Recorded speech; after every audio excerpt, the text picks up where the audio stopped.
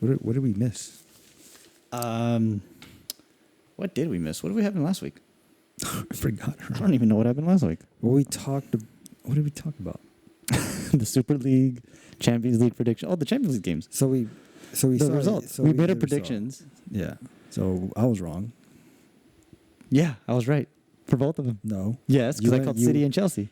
But you called Madrid winning in penalties. Oh, that's right. So you No. Yes. Oh, yeah. Yeah, you were like, oh, it's probably going to be like the only semis is going to be like penalties, and I think Madrid's going to take it. Yeah, because I felt like it was going to be one of those lame ones where they but- get in somehow and then it's... So Yeah. No, you're right. So we're 1-1. We're 1-1. 1-1, yeah. But City is exactly what I expected it to be. I was surprised, but at the same time, when I heard, Well, I was. You know what? I didn't know Mbappe was hurt. that's what I'm saying. Once I heard he wasn't going to play, That one I was surprised about. I was like, oh, come on. I was surprised about that. I didn't know he wasn't going to play. I thought he was going to start for sure, and then I think Ronaldo texted us saying, or he texted me. He goes, "Oh, Mbappe's not playing." I was like, "What happened? I didn't even know he was hurt." I guess he got hurt during the league again, or something like that. Yeah, I guess the league game that they had, he got hurt. Something like he that. pulled. I don't know if he pulled his hamstring or quad or something, but yeah, I was not expecting him to not play. You love our new But I expected what I expected in the terms of the team play. What it's been throughout this entire time. PSG not doing enough to really put City back, because it's been what they've been doing this entire time with the caliber of players that they have. I've always seen that they should be far dominating games, and they really didn't. I mean, they had possession, probably. I think in the end they had a higher percentage of possession, but the possession never seemed dangerous. And it was they possessed and then they would lose it, or they would possess and there wasn't really much. But every time City had the ball, I was like, Jesus, they look dangerous every time. Yeah, I mean, I give it to City. They figured it out without having a number 9. Yeah. Yeah, I told you Guardiola knows his tactical. I'm telling you, man, again, he's a tactical genius in what he does, and just understands how to get these guys to play the way he wants them to play. The first goal was so simple. There was nothing I don't even know how to say I wouldn't say there's nothing tactical about it, but it was just so simple it was just one of those rarities that PSG just wasn't expecting. The way I see this game, the way I see them playing these games, I feel like it's turned around where Pep, I don't know, correct me if I'm wrong, but they're not possessing as much as they used to. No, because he had to adjust from. I remember he said this a while back when he first got there, that he had to learn the long ball, because in England they do that a lot. Right. So that's what they become very direct. Basically, that's what happened in the first goal. Yeah. So they become very direct, and he's never been a very direct person. He's always been, not that, he always hated that term tiki taka, but he's always been a possession, coach in the terms of finding possession to move your opponent, not just possession just to keep the ball. All right. And he had to eventually contribute to the long ball, because the thing in England is that defensively these teams defend the long ball, so they sit back, so they'll let you possess, but it's they don't. It's not that they don't know what to do in terms of possession. It's just that they're waiting for that long ball pass, and if they're already sitting deep back, it's you're really just sitting in their half most of the time, and you're just anticipating the ball. And then most of the time, what they do is they go long, or they counter, things like that. But I think with his knowledge and what he's been able to do, he's been able to adjust to and incorporate it into his style of play, and it showed in that in this one. He went for that a couple times, and PSG just, I don't think they were expecting that. They weren't expecting some of those plays that they made, and even the adjustments. Well, that's what I was trying to say. Is I think I realized that he was adjusting to that long ball. Yeah. Schematics of play from, how the Premier League plays. Yeah. Oh yeah. So I think, like I said, I saw the whole switch. I think, look, PSG had the ball. Yeah. So I think it was more like, I guess I'm not saying like Pep was like, fuck it, let's go back how you guys used to play and stop doing what I've been doing. Yeah. But it kind of looks like that. Yeah. Because you're right, yeah. Like even other pundits say it, and it's like, yeah, you can possess all you want, but what's the point if you can't score and then they score you in a counter? Yeah. So I think PSG realized, oh shit, they're not really playing like they used to. They do in a sense still. The thing is, it's like, But it's not too much. It's not where No, like, it's they have not- like it's- 800 passes. yeah, it's not too much in the sense. It's now it's at any moment they'll go at you. And then the other thing I noticed too is half the time, if you really watched, there's like 3 or 4 guys just attacking, and PSG had like 8-9 guys back defending those 3 or 4 guys. I was like, why are they defending with so many guys? And I think what happens there is when you have so many guys back defending, there's a lot of confusion because it's like both players hesitate to go to that one player. And with both hesitate, the player's sticking to what he's doing. So at any moment he gets it, he's going to go. Right. And there was a lot of chances I saw like that. I'm like, there's nobody in the box. This guy's going down the end line and he just takes a shot. But everybody's crashing in front of the keeper because they assume everybody's running in. So they lose sight of the guys that are that are coming into the attack. Neymar had some chances, some type of chances. That guy, I think his name's Ruben Diaz, the center my back guy, for my Man boy. City. Is that his name, Ruben Diaz? That's my boy. Man, what a wall he was this game, all of a man. sudden he's a wall. No, I didn't. I never. There it is. No, I didn't. I didn't know about this guy until I think a few games. Till that game. No, there was a few games before this. He did really well. Also, And where does he play at? What country? I don't know. Was Portugal. it Portugal? Oh, I didn't know. But We're stacked. yeah, you're stacked. But yeah, you guys can't even win games You in just Euros. wait till the fucking tournament God, starts. Jesus, we're are you waiting guys for the tournament. even gonna make it to the tournament? Yeah, we are in the tournament. Literally, it's in like 60 days. Yeah, but no, the back line for City was ridiculous. Oh, and this counter, that's what I'm saying. See, like this counter, they just went down quick. Yeah, because this is the new side of that City's But not. nobody picked up that guy. Nobody Picked and up Mahrez. that's what I was realizing in this game is like if they do that and someone can pick up counters like that and the defensive can like understand what they're doing, it's somewhat stoppable. Yeah. But I don't think PSG realized that. Oh, are they going to play like have they been playing? Or are they really going to stick to this type Yeah. of? You know what I mean? And Yeah. I think that's what happened to PSG. They didn't realize, and I was just like, what is going on? And yeah, I mean, PSG had some somewhat chances, but if you don't have Mbappe in there, and Neymar can't make them, it's not going to go their way, obviously. But I give kudos to City. I mean, like I said, I was surprised at how they won. Again, with that number 9, and that they're playing a different style of play. Look at just counter. Look at the team is all up. Look at everyone's up. Yeah, but they just And didn't then you track back. just see that If they guy just tracked dragging. back- That guy just dragging, trying to Yeah. get to him. He's like, he sees him, but he's like, I'm not gonna catch up, and he slows down. If he really sprinted, he Yeah, probably he would probably have. covers that. Yeah. But I think it's gonna be an interesting final. I don't know. No, it's going to be a good final. I- I think it's going to be good. I think the as much as City wanted, because City's played Chelsea now 4 times. They're going to play each other 5 times. They played each other twice in the season. They played each other in the FA Cup semis, and then they're playing each other in the Champions League. So this is the 5th time technically. Oh, and Di Maria, that was Yeah, no, they're That red card. And I just noticed I turned it off after the second goal. And once I saw a red card on my notifications, I was like, yeah, that's how they are. That's how PSG. That's how most French teams get. Yeah. What I've noticed, even when I watch them in the league, It's typical of an Argentinian too. yeah, you know, that as well. I mean, it's happened to Messi. Because even Neymar gets like that. Yeah. So like, at least these teams, I understand like how they get. Yeah. Like they losing, they're just trying to like. Yeah. They lose their cool. Yeah. That was terrible the way Di Maria tried to like. Yeah, he literally tried to Come step on, on dude. him. It was just like, so what? obvious. Like, dude. And like, how do you argue that? Yeah. But It happens. That's what happens when you in a high state game like that. yeah, but Mara is pretty good. Yeah, no, he's coming into his own with this group, and I'm telling you, Guardiola finds a way to get the best out of his players. Yeah, but But the thing is, it's a lot of these guys. It takes time with him.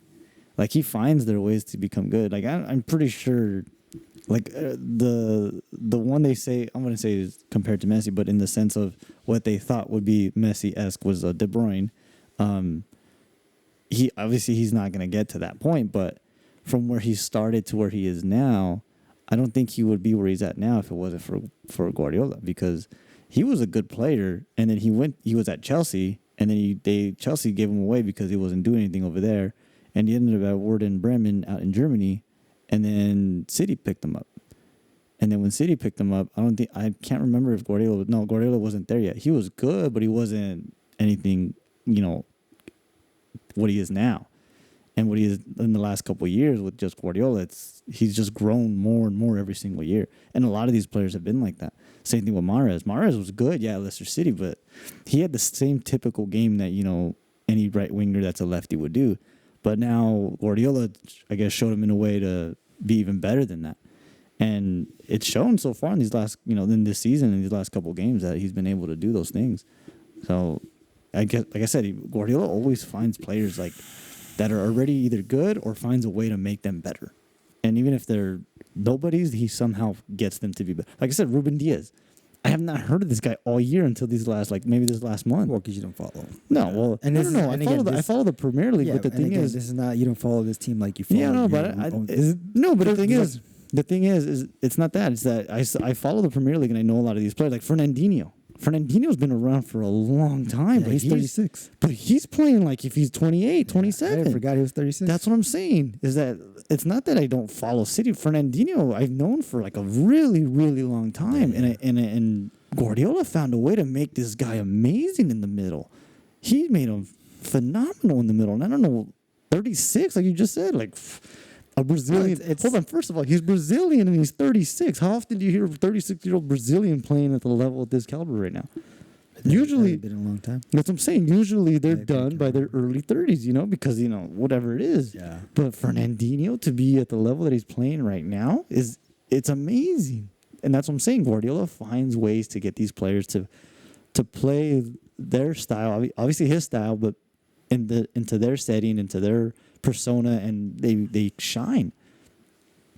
Same thing with like that Phil Foden kid. It's like, yeah, they said he was good, but I was not expecting that at this age from that kid.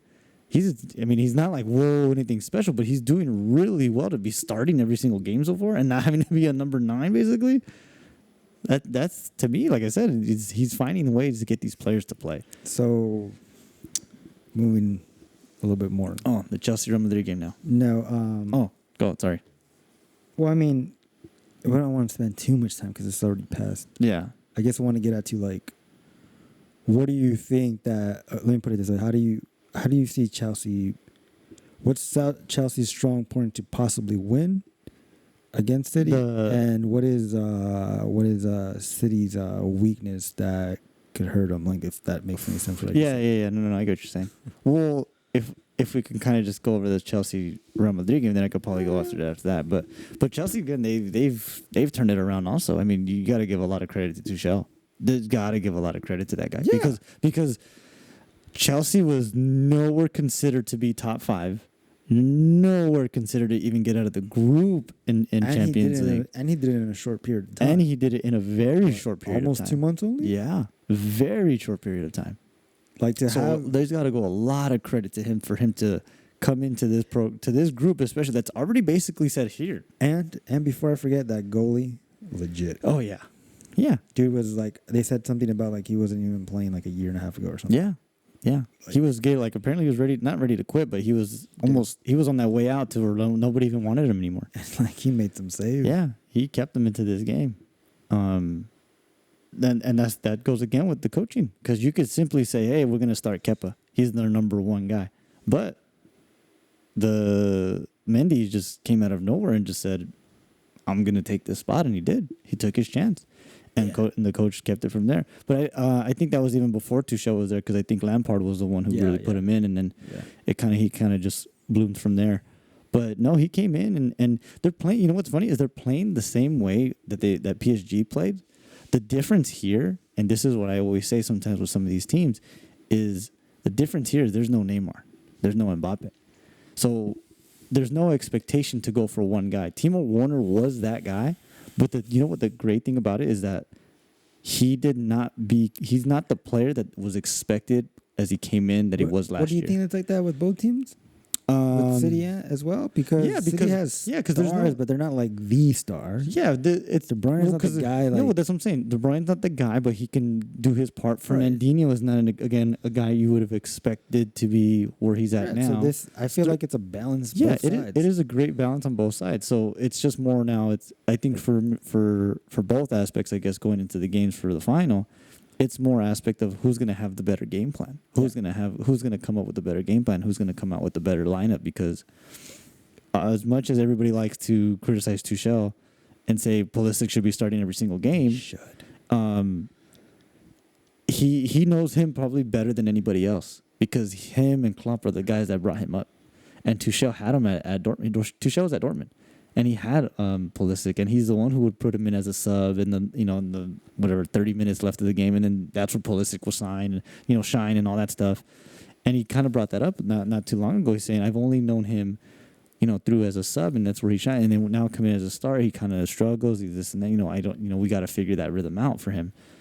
And sure enough, that it is one of those things where some players are sometimes like that. Yeah, Pulisic probably should be starting, but it's the Premier League.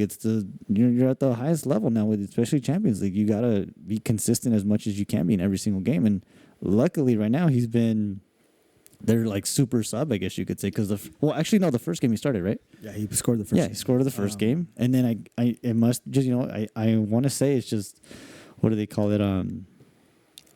They're just probably monitoring their time because they had league after, and then they had this game, and he came in as a sub, and he was very effective.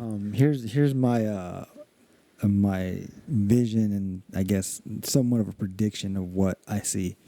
I see Chelsea playing the way PSG play, but with better chances and with better build up. Yeah, and with even though they had Neymar, and that's the thing, there is no Neymar. These guys, like you said, they played each other already. They kind of know each other. Yeah. But at the same time, when they finally realize it's the Champions League, it's a whole different ballgame. People, like you said, who's going to step up? Yeah. So what I see is in certain chances, certain situations, if Pulisic plays, I think he's going to be a pretty big shine in a sense. Like, holy shit! Like when you see him when he plays at USA, and like when he does his little cheeky skills. And I think he's going to bring that to this game because, like, you see this game right now, like they're getting over there. Yeah, they were getting in so much. It should have been like 4-0. Right, so they're getting in. So to see City play the last game, like they said, the way I'm seeing it, like PSG was getting in, but these guys are really getting in better. Yeah. And I believe when they get their chances, they're going to take them. Yeah. I think they're going to have a higher percentage to take them. So I don't know what's the drastic change that during the game in the first 10 minutes, 15 minutes, what Pep is going to do. Yeah. Because I didn't see once Madrid tried to really counter hard to even see what Chelsea would do in this. Yeah. Because most of these highlights were all like Chelsea. Yeah. You know what I mean? It's going to be a good game. So to see them because they're in this position, they're just trying to like pass through and build in, you know what I mean? And it's like, okay, we're just playing soccer here. So I think where it's going to be won is going to be in the middle. I don't think it's going to be defensive lines. Who's got the better defensive lines? Because I still think they're both, breakable. Again, see, I don't know, like they're breaking on here. But like how the guy that's sprinting there to the left is their guy. Yeah. That's their guy. Like, Kante is ridiculous. Yeah, he is ridiculous, dude. He is such an underrated player. He does not get enough praise or credit that he deserves. Because you need to. I think it's the second goal. You got to see how he ran that ball down. He's the reason why they scored that second goal. It was an ugly kind of play. Again, I think it's going to be a great game. I think it's going to be a high intensity game where these guys are going to realize this is obviously everybody's first time. Yeah, everyone's on both squads. This is first time ever. And I think Pulisic should start. I think he brings something like he brings the actual great creativity because even the second goal in this game, like I didn't think he was going to do that. If you saw, Yeah, no, yeah, I like he saw. juked, he faked Yeah. the shot, Well, that's what I'm saying. That whole and that's what yeah. he does. Yeah, That's what I'm saying. Like I think that's Yeah. what he does that brings yeah, that creativity that Chelsea needs in this big game. yeah. Because he's great, dude. Like, and No, he's how good. everyone says, when he's healthy and he's ready to go, look at that. Like, he's great. Yeah. But No, he's definitely good. I don't know what I don't know what big mistakes are gonna happen. Yeah, you see that? Like you said, like he just hunt down that ball. Yeah, that's what I'm saying. This goal doesn't happen if Kante doesn't chase that ball down. And again, I don't know. Again, I don't know that. I mean, I don't. I Because if don't, you no, go that's what I'm back- saying. That's what I'm saying. It's going to be a battle in the middle. I don't think it's going to be a battle in the defense of who's going to Right, have the right. better But defense. if you look at it again, I'm trying to play City's position because even though I was trying to watch the league game, it's not the same because it's not Champions. yeah, it's so- not. Yeah. But thinking about the defense, like at City, like would Kroos not go for that? Like who would not go for that? Would that Coutinho be there, or what's his name? Fernandinho. Fernandinho. You know what I mean? Yeah. Like because I Yeah. would think Kante would outrun him, Yeah. would out hustle him. Yeah. As much as like we just said that he's playing great, Yeah. I just Yeah, think I don't know. I just think certain players are gonna realize that they got to step it up. Like we just said. Yeah. I think certain players are gonna really have to step it up. Some players might. I hope they don't get too anxious where they overly do things. We're like, hey, just calm down. Like Yeah. we know it's champions, but you also Yeah. gotta think it's a game. Like Yeah. it's because I think most of both sides is gonna feel some. I don't know. I don't think one player is gonna fuck it up. Or you know what the one player I don't like? Not that I don't like. Where I'm always just like I don't know, Uh-huh. because he doesn't start Uh-huh.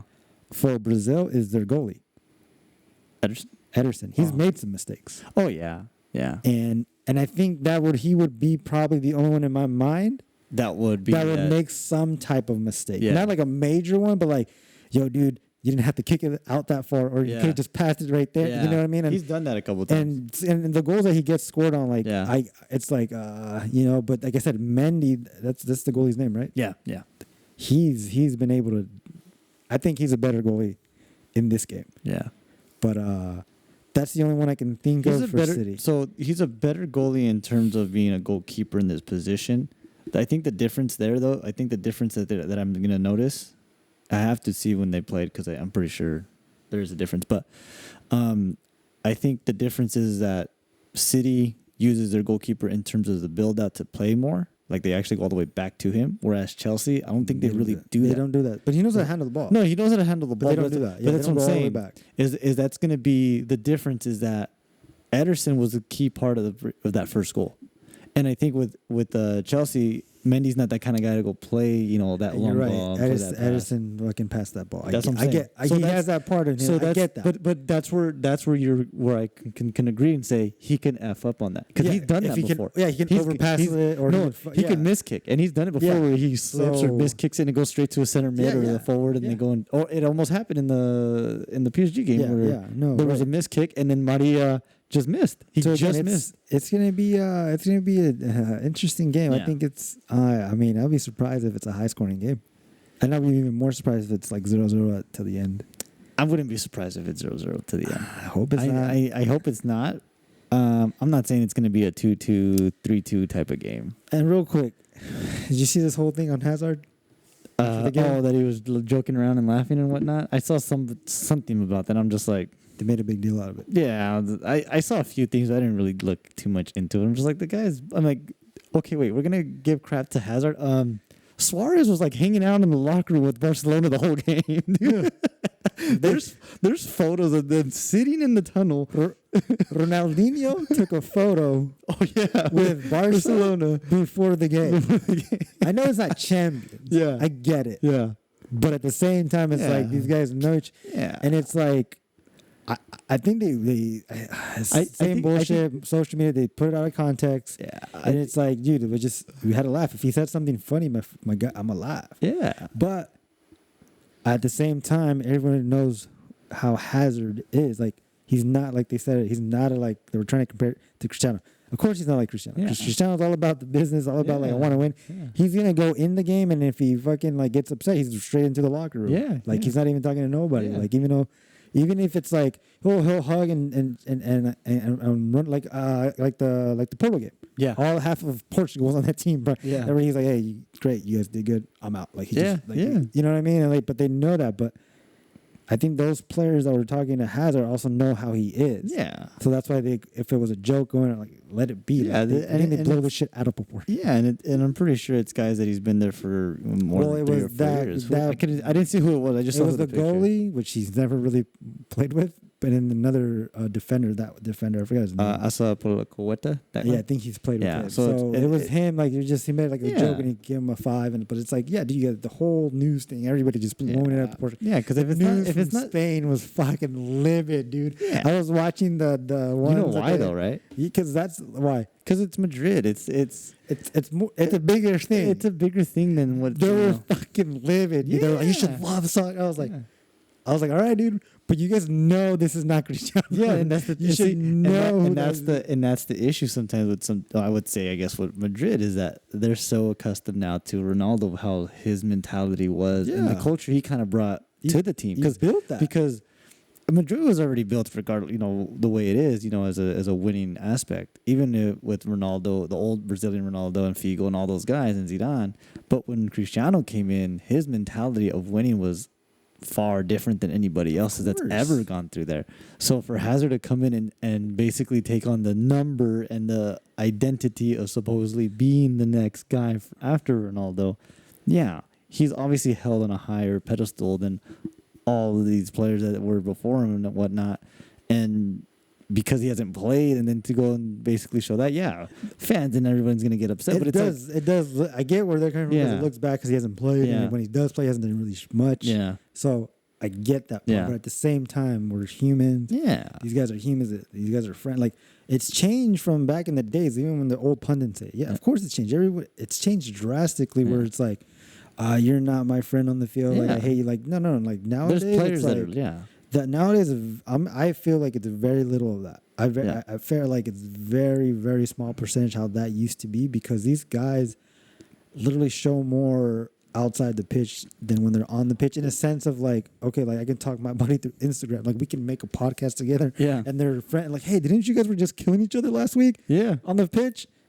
Yeah, but that's on the pitch. But it's so like what I'm saying is like they're able to like show the other side who they are because they're human. They could. A lot of these players can now intertwine faster than what it was before. Where because back then it was just like we just saw him in the pitch, game, and then whatever news it was on the news about him. We didn't see them on Instagram. We didn't see them on a podcast. We're now seeing these players, Neymar and whoever, playing video games with each other all day, every day, right? and doing getting together. Has it, so it's like they're talking to each other, like hey, we're joking around. So it's I just let it be, but at the same time, I understand where Madrid is coming from and their whole culture and the way that is because of everything they've had by then. Yeah. Because with Ronaldo and the past players, but yeah, it was just I can't believe how like big of a deal they made it. Yeah. That they talked about it for almost 3 days and now they're saying like, I don't know, he didn't play well, he didn't start this last game. Do you think because it was that? It's like, no, this guy's not in form. Yeah. Like I don't think he's the same guy anymore. No. Like I also think I mean I could be wrong, but I'm also thinking there's even in this sport, and it's sad to even think this, that I don't know if you remember like when we watched the Cowboys and we've seen big name players and finally get their like long-term contracts, they're like that's it. You don't hear about them anymore. They don't really try. They've gotten paid. Yeah. There's some players that they play hard and keep going, but majority in the NFL are like, oh, what happened to so and so? What happened to this? Yeah. They're getting paid. Yeah. Like I gotta think about it too. Like today I was watching Juventus and they lost 3-0. So I'm thinking like Ronaldo's like, I know he's a type that's very competitive. Yeah. He's gonna get very upset that it's like he still has life after that. Yeah. Like he's gonna go home. So I don't know how long it drags on, but I think they're all humans. Yeah. You know what I mean? Yeah. So that was pretty much it on that one. Yeah. So they made a big deal out of all that shit. Yeah, it was ridiculous. Yeah, I mean, so the final, let's pick. I'm picking Chelsea 3-2. I think it's going to be a 3-2 game. I want it to be a 3-2 game. I have to hate both these teams. That's what's hilarious. That's what about sucks. So, Because as much as I want to say, neither are gonna win. It's a loss for everybody. the refs win. The refs. I'm picking the refs on this one. COVID's taking over. I'm picking the sideline ref. Yeah, I gotta go with Pep, man. No. The team, the city. I'm gonna go with City. coach. No, I'm saying going with Pep in terms of City. Like I'm Going going for with your City. rivals. How do you go? I don't know. Because they're both rivals. Chelsea's also a But rival. this is your Chelsea's- This is Chelsea's- a rival. This is the city. You share the fucking city. Like I you guys know. hate them more. Yeah, but I'd rather It's like me saying I'm going for fucking Barca, or I'm going I'm going for Barca. I'd rather have the City win than anything else. Yeah, Like because you. No. it's like a City thing. Not that you want. You said you'd rather have, but it's like you think they're just the better team. Oh yeah, Okay. City. Yeah, So you're thinking they're winning because it's the better team. yeah. It's not that you want them to win. No, yeah, Got it. They're the better team because they haven't beat United, so we're good. We're good. They haven't beat them this year. They didn't beat them this year. Tied, Tied, I think, the first game, and they lost. and then they could have actually won the league if they beat us, but we beat them, and then they haven't been able to really secure it. Oh, that's right. And we've been on a roll since then. Well, Chelsea just beat them. Yeah, but they didn't. He started like 3 guys. He had 3 starters that game. But I tried to watch the game. Yeah, I But, didn't see it. They beat them. Yeah, we'll see. What's the score? I'm gonna go 2-1. I'm gonna say 2-1. I'll say it's 2 goals for City. I hope it's 3-2. I hope it's 3-2. I And see it 3-2. Pulisic does the winning goal and be the first American to ever do that. I really don't see it being 3-2. I see him scoring. That'd be great if he scores. I'd be very If he happy starts, he scores. for him. I don't think even if he starts or comes on, Think so? I think he's gonna score. Well, If not, I think he's gonna be very depends on how involved. early they put him in if he doesn't start. Yeah. Because you put him in the last 10. Yeah, put him in the Last last 10. 15, If it's the last 10, it's probably tied, and they're probably going to take it into overtime. But Okay. that would be my only, I guess you could say, reasoning for him to score. If they sub him in, it's 1-1. It's so he can get into overtime and do his thing in overtime. Because he is effective even off the bench. As he starts, he's effective. But I think he's got that explosiveness down so well in the terms of his style of play to be able to really change the game, regardless if he starts or if he comes on as a bench. Because that's what happened in the Madrid game. He came in off the bench and he did well. He got the assist. He got the assist, and he was being very like effective. he said, like on that, I saw as one of his quotes. He's frustrated. He should be starting. Yeah, I think he should be starting. yeah, he should be. So 2-1 City. yeah, I'll say Going 2-1 City. 3-2. 3-2. Chelsea. Yeah, and there's no disadvantage. I don't know if you heard this. You know they're going to change the venue, They're right? thinking about it They're- because Turkey's Turkey's like like- a hot spot for COVID. Yeah, so they're England. they're banning transportation there like right now. Yeah, so so they're they they're might have planning it to in do England. that in England. But I forgot what stadium. It was like a. I don't know if it's Wembley. Is it going to be Wembley? No, they said not Wembley. They said somewhere else. Oh, then I wouldn't Shit, know. where was it? It has to be a neutral stadium. It can't be either one of theirs. Yeah, I forgot. It is. I heard I forgot what stadium. It didn't sound like a big stadium, but I forgot. If anything, it would have to be Tottenham Stadium because they have the biggest one right now. It would have to be theirs. Well, don't yeah, know but I who think else. they were supposed to have fans in this game. Yeah, that's what I'm But saying. The whole travel thing. So I don't know how many fans are allowed in London. It's a whole different thing in London. Yeah, that's I mean, true. in England.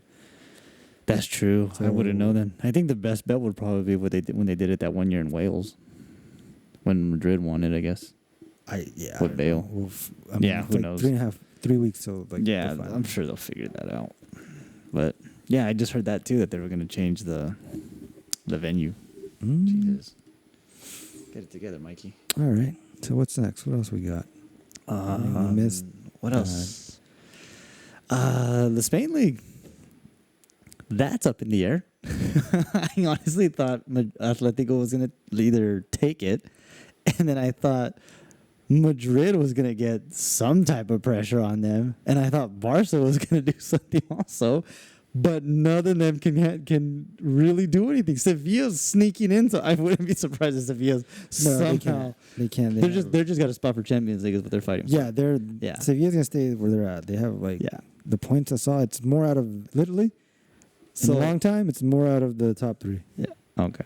So because I think today Madrid just played Sevilla and they tied. they tied, which allowed Sevilla to get And closer to it. yesterday- And then Barca And tied also. against Atletico. So But Barca had the chance, I think, last week or the week before to take the lead and win, but they lost. And Madrid had the same, I guess, for this week and tied. and Atletico Atletico could tied have Barca. They could have won. So it's like, what the fuck's going on? You guys want to play soccer or not? We could just call it right now, man. Fuck it. Oh my god, I think Atletico's gonna pull it. that's off. crazy. Um, That's crazy though. Like I would have I don't never know. expected this from either of the teams because Atletico in the beginning was like on a rampage to just take off and like basically win the league in the first like 10 weeks. They were up like almost like 10 or 15 points and then they And all just of a sudden, fell off. What happened? And then Barca was at that point too where they're like, man, they can't even win a game. They were like in the bottom 15. I was like, Jesus. And then from there they went on a rampage also. And then Madrid, well, you know what Madrid reminded me of? Madrid reminded me of the Patriots in football. Because I always forget that the Patriots, every year like with Tom Brady, they would like lose the first 2 games or whatever. And then you would not hear about the Patriots anymore. And then in the end, it's like the Patriots win their whatever division or conference, and they're one of the favorite teams to go into and all thing. And I'm like, wait a minute, I haven't even heard that they were even playing good. And I think Madrid is like that, and because there's really no like we said, star-studded player on that team right now. So it's not that they're probably not being talked about, which I'm sure they are, but they're not like in my face as like they would normally be with any other team. And they're just, I feel like they're just kind of under the radar and just like doing their thing, but they're still doing well in a sense, surprisingly, because I was not expecting the way, they've been going in terms of the season that they've had, because they got far in Champions League than I would have ever expected. I was not expecting them to go to the semis. Madrid? Yeah. Yeah. I was not expecting that. I was not expecting that. Yeah. With the struggles that Zidane has had with that team, I did not expect that. That was a surprise for me. Well, I mean, the teams that gone far this way, like at least for Madrid was like a hit or miss every other weekend. Yeah. In the sense of like, all right, dude, are you guys gonna do this or not? Yeah. Yeah, so that's an interesting one to see. I think that's going to come down to the last game. And they only have like 3 games left too, I think. I think they have about 3 games left. I think the Spain league. Yeah. Yeah, They have about 3 games left also. I was trying So to see. that's an interesting one to see. Yeah, because I was trying to see what kind of games they have left. All right, there you go. So Atletico has Osasuna, Real Valladolid. Yeah. And then Madrid has Grenada, Atletico Bilbao, and Villarreal. Barcelona has Levante, Celta Vigo, Ilbar, and then Sevilla. So there are has 3 Valencia. games left. And look at the points. Atletico has 77, Real has 75, Barca has 75, Sevilla has 71. Yeah. I don't think Sevilla is going to do anything miraculously. It's not like all these other teams are going to lose all 3. And apparently Sevilla wins all 3. Like, that would be insane. That would be That would insane. be like, what did all 3 of you assholes do? Like, Yeah, what the fuck for real. What just happened? The only one I see having difficulty, honestly, is Real Madrid. Because Atletico Bilbao usually plays well. Granada just beat Barcelona. Yeah, Atletico Bilbao's been playing well. And Granada's beat Barcelona. So they're coming in to want to. They always want to beat the bigger teams, Right. obviously. So they have a home. They have the home field on that game. Atletico has home field on their game. The surprise, I'm pretty sure you may not know, but Villarreal is in the Europa League with Man United in the final. Oh, there you go. Yeah. So they're another team that can come in as a good. So I think Real Madrid has the hardest one. I think so too. To face out of the teams that they're facing. Right. I think so too. Because all of those teams right then and there, the next one for Atletico will be the next game for sure. Sociedad. Yeah, they're always decent. Yeah, they're always decent. So Sevilla, I think, has it tough too because they got to get Valencia and Villarreal, and like I said, Villarreal.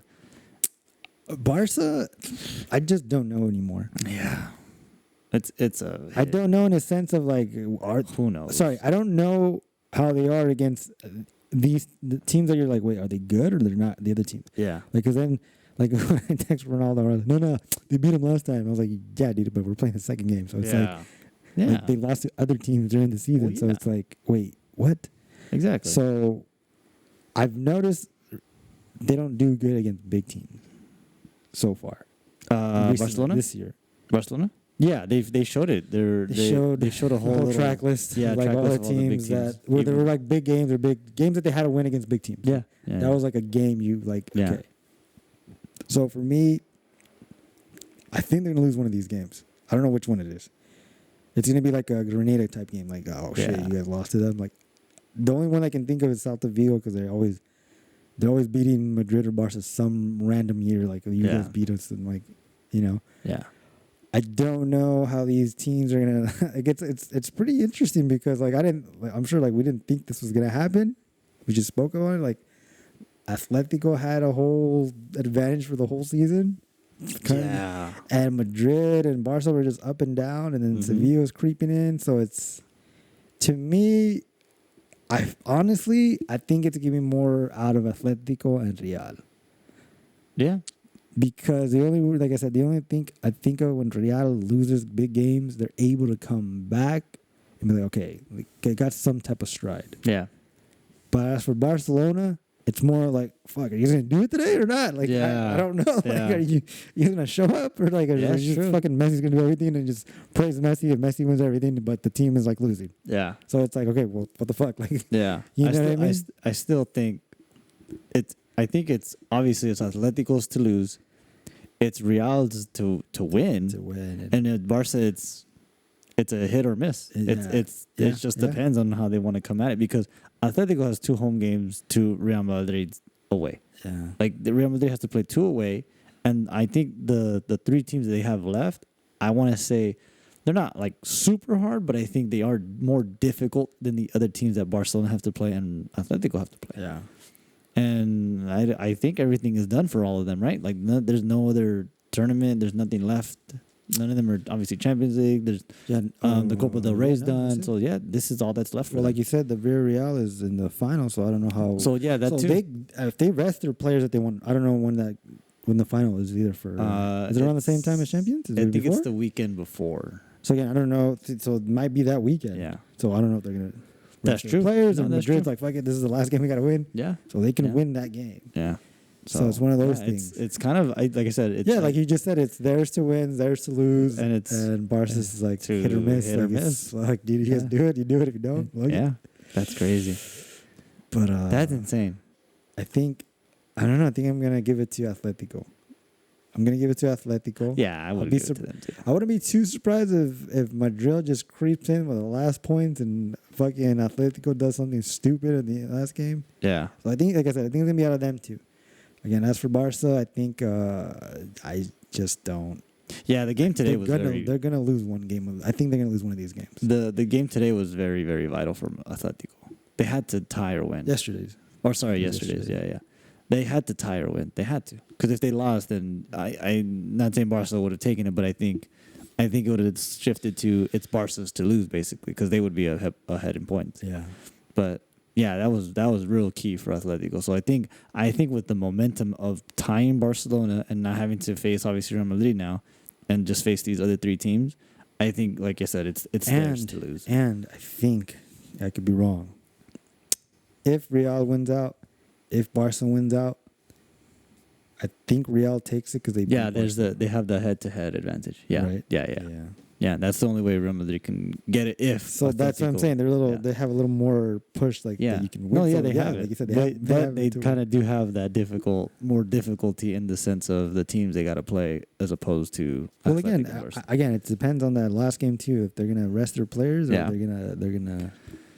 yeah, it just depends. So Because I mean, we'll see. I don't think I have the standings, but actually I'll check. But I don't know if any of these teams are near the bottom. Because sometimes what happens, usually a team that's near the bottom, they tend to push more to not get relegated. So they're going to go all out. right? Because there's times where like Yeah. it's important for them, but it's as important for them too because Yeah. they're not in the middle. So, of the like, table. for example, Sevilla, if they lose any of these games, I don't know who's really behind them, but if they lose, they're not going to Champions League. And whoever's Right. behind them can jump I'm them, trying can to check. leapfrog I'm them. trying to check the table. I don't have my Here. phone on me. Oh, here we go. I didn't see it, but Yeah. just let me know. Okay, so Real Sociedad. Oh, there's no way. Real Sociedad has 56 points. So Sevilla, I think, is kind of locked in For terms the of fourth. Champions League. For fourth. Yeah, there's no one behind them really, right? No one. Real Sociedad is at 56 points, and they have 71 points. So they're that's yeah, there's no So way. they got champions. So they should have. They're locked in. So they don't really care. Yeah. So they Like could. I said, the only way That's they what I'm win saying. it is they win out, and all the other Yeah, teams these other teams don't care. lose all Yeah. three. So let's see now over here. Yeah. See. Also, so like Eibar, Uh-huh. the last game for Barcelona, they're sitting on 29 points. They're not relegated yet, but depending on what they do for that last till they get to that last point, it depends if or So they're trying to win. So they're trying to win They need to just stay in the because league. they're in last place, but they have 29 points. The two teams ahead of them both have 30 points, and the team that's at 17th right now has 31 points, which is Real Valladolid, which is against Atletico. So that's what I'm saying. These bottom tier teams here, or these bottom lower half teams, they're playing to stay. So there you go. Those last two games for Atleti and Barca are going to be vital because Eibar wants to stay in. I want to stay, obviously, and Real Valladolid is in 17th. But if they lose and the other two teams that are below them win, they're going to get relegated. So yeah, it's really on almost to the last games for some of these teams. Because Eibar is they have a chance to stay in if they win out. Honestly, the bottom half of the table for La Liga is also an interesting look because there's three teams got to get relegated regardless. You know? I think Atletico's still taking it. Yeah, they should. I would think they should. Yeah. Because I think that tie against Barca really pushed into that momentum to. If it was a win, I think it would be guaranteed theirs. It should be guaranteed theirs. So. Well, there's another one with hecticness. No, that's not hecticness. Serie A. No, there's no hecticness there. Inter already won the league. Nobody cares about the other two teams. Ronaldo's leaving Juve. Nobody cares. Well, all right, there you have it. How did they lose to Milan? 3-0. They're playing. They're playing horrendous. Horrendous the way they are playing right now. Like they're, you know what's After watching them, put it on. after watching them the whole season, after watching how they play from the start to this season, there's players on that team that should have never been there and should have been traded for different type of players. And Well, this is Pirlo's first season, right? I was get to that. Yeah. And then we have a coach that it's his first season, Yeah. but at the same time, the coach from last year had similar players, except for Weston and maybe another Yeah. few other players Yeah. that did great, like the guy you like, Chiesa. Yeah, He yeah, wasn't yeah. there last season. Yeah. But that goes to what you say and what we say about coaches. You know how you play your Yeah, players, like yeah. what the guy from Chelsea did. Yeah. With that short period of time, what he did with those players, Yeah. he figured it out. Yeah. But it's hard to look at Pirlo and saying, "Yeah, you're a fucking genius when you were playing, but can you do this As a coach. As a coach, Yeah. and it's your first ever ever. Yeah. That's true. You yeah. were about to coach U20s or 23s, Uh-huh. and so we were going to give you the chance of letting you adjust to being your own coach. Yeah. Because I know you probably would go back and be like, the me of my first season at Northview to now is completely different. Oh, yeah. Oh, yeah. So of course Yeah. experience matters when you're coaching. Yeah. of I just course. think it's hard in certain aspects when you come in and say hey, for basketball, you know how there's Yeah. always different type of coaches when LeBron was playing. Oh, yeah. And he was always able to win. He's like, hey, no, I just got this. Yeah. Just stay there and look like you're doing something. That's what it looked like. What was his name? Tyrone Lue? So you won a championship with this guy? You were there for 2 years, right? Well, I don't know how long it was. Yeah, I think it was a couple years. Because, no, actually, Was it the first year he was that? He was an assistant, and then they fired whatever coach, and he basically took over that Cleveland, year. right? Yeah. And he took over that year and just basically, They I won can't it? remember if he won that year or if it was the following year he ended up winning it, and they made him the head coach. Right, so that's what I'm saying. But so either it's way, like, but like, I mean, in that case, he was able to have some type of coaching just under his belt, but not as a head coach. Yeah. But that's what I'm saying. Like, there's certain sports and certain places that you need time. Yeah. Oh, yeah. Like, you need time. It's hard. It's rare, I Yeah. think, to always see. I'm sure it's happened in the past where like the first time coach wins it, and it's like, holy shit, like. But it happens. Yeah. Depending on how you can adjust. Again, I think with that coach from Chelsea, I can't pronounce his last name. How do you say it? Tuchel. Tuchel. It's almost like touche, but Tuchel. Tuchel. Yeah, Tuchel. I feel like he was able to adjust to what he had and do it quickly. But he's had coaching ability under his belt from PSG and whatever, right? Yeah. And Again, he's coached this obviously guy high-caliber was players. thrown in the fucking fire. Yeah. Like, hey, we're just gonna throw you to the first team, and you're gonna have Cristiano. So we're like, you you know, should do something. what's crazy is that I don't want to compare too much to them, but Lampard was in that similar situation with Chelsea, but Lampard actually had a season or two before that with like the second division team. So in terms of, I guess, somewhat doing better, I would say I would give somewhat credit to Pirlo. Not too much, but enough that for not ever coaching before and to do what he's been able to do at least this year with obviously what he has, there's something there. But I think if he were to be given it a smaller group like the second team or third team, or like you said, like the U20s or whatever reserves, I think eventually he'll grow into what he can do because there's something there obviously as compared to like what Lampard was. He was with the second division teams and building those groups, and then they put him at Chelsea, and then he had 1 year that was okay or did good, and then this year that they basically gave him a super team, and he just couldn't do anything. I wouldn't call it a super team. Well, not a super team, but they brought in a bunch of good players for him to have.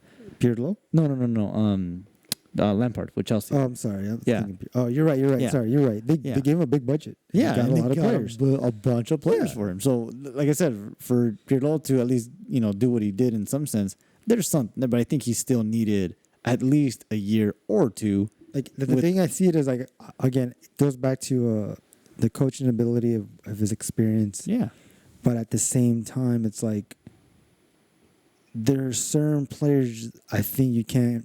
Sometimes you can't get the best out of them, and they're not cutting the way that you want them to play. Yeah, and he's already trying to implement a certain system, certain culture, and it's like okay, but then again, like you have players that also need to adjust to like having this guy Ronaldo on the team. Yeah, or understanding because it's been the thing is with Juventus, I think they're since they got Ronaldo. Mm-hmm. I feel like they've just been desperate to get back to the final for Champions League. Yeah. Obviously, when I saw the move, like there's a whole reason why Ronaldo left, and there was this, and that. But at the same time, when Juventus got him, I saw it as desperation to get back to the final for Champions League. Yeah, I'm sure we all can agree on that. And it's been, I want to say, a disaster. Has just been not working because they've been dysfunctional. They've had 3 different coaches so far. Yeah. And the fact that Ronaldo's got there, he's had 3 different coaches. I still don't think they should have ever gotten rid of the first coach, Allegri. Yeah, which I think is fine because the way they were playing they were doing great, but at the same time, their own media and their own upper management where ideas gets to their head. We're like, hey, we want fun soccer. We want attacking. Allegri was more like, we're just going to win the way we can win. Mm-hmm. And he was able to do those things. So he had to like, fuck, okay, all of a sudden we did this for 8 years in a row, or how many years he was there to win the Scudetto. Yeah. They are all of a sudden we're like, all right, we want more fun soccer. We want more attractive soccer. Yeah. That's why we're getting Ronaldo in as well. And we want this, this, and this. Where it's like, you as a coach is probably going to be like, hold on. Why are you, like, if it ain't broke, what are you trying to... Yeah, like, what... But it's like, we don't want... Like, we want to transition to something better. I get what they went into the business aspect of it, unfortunately, because don't get me wrong, like, before Ronaldo got there, did anybody really care too much about Serie A, the league? Did we really pay attention to it? No, it's been a long time, and they say it every day. They say it all the time. So it's been a long time. Even when they got him, I was like, holy shit, ESPN's about to show the game. So like they went I think the whole league, the whole league has benefited from Ronaldo. And as much as people say, "Oh, he's failed," like he can't do it, it is what it is. Yeah. He hasn't done. He has one more season. 4?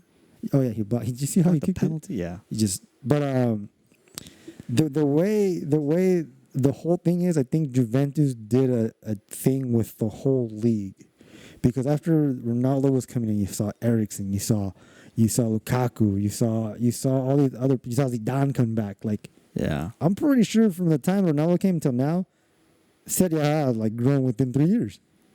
Yeah. In a viewing section, like where it's like, holy shit, this is. They keep saying like he was back like in the old days where, when we were watching him when we were young. At least I was.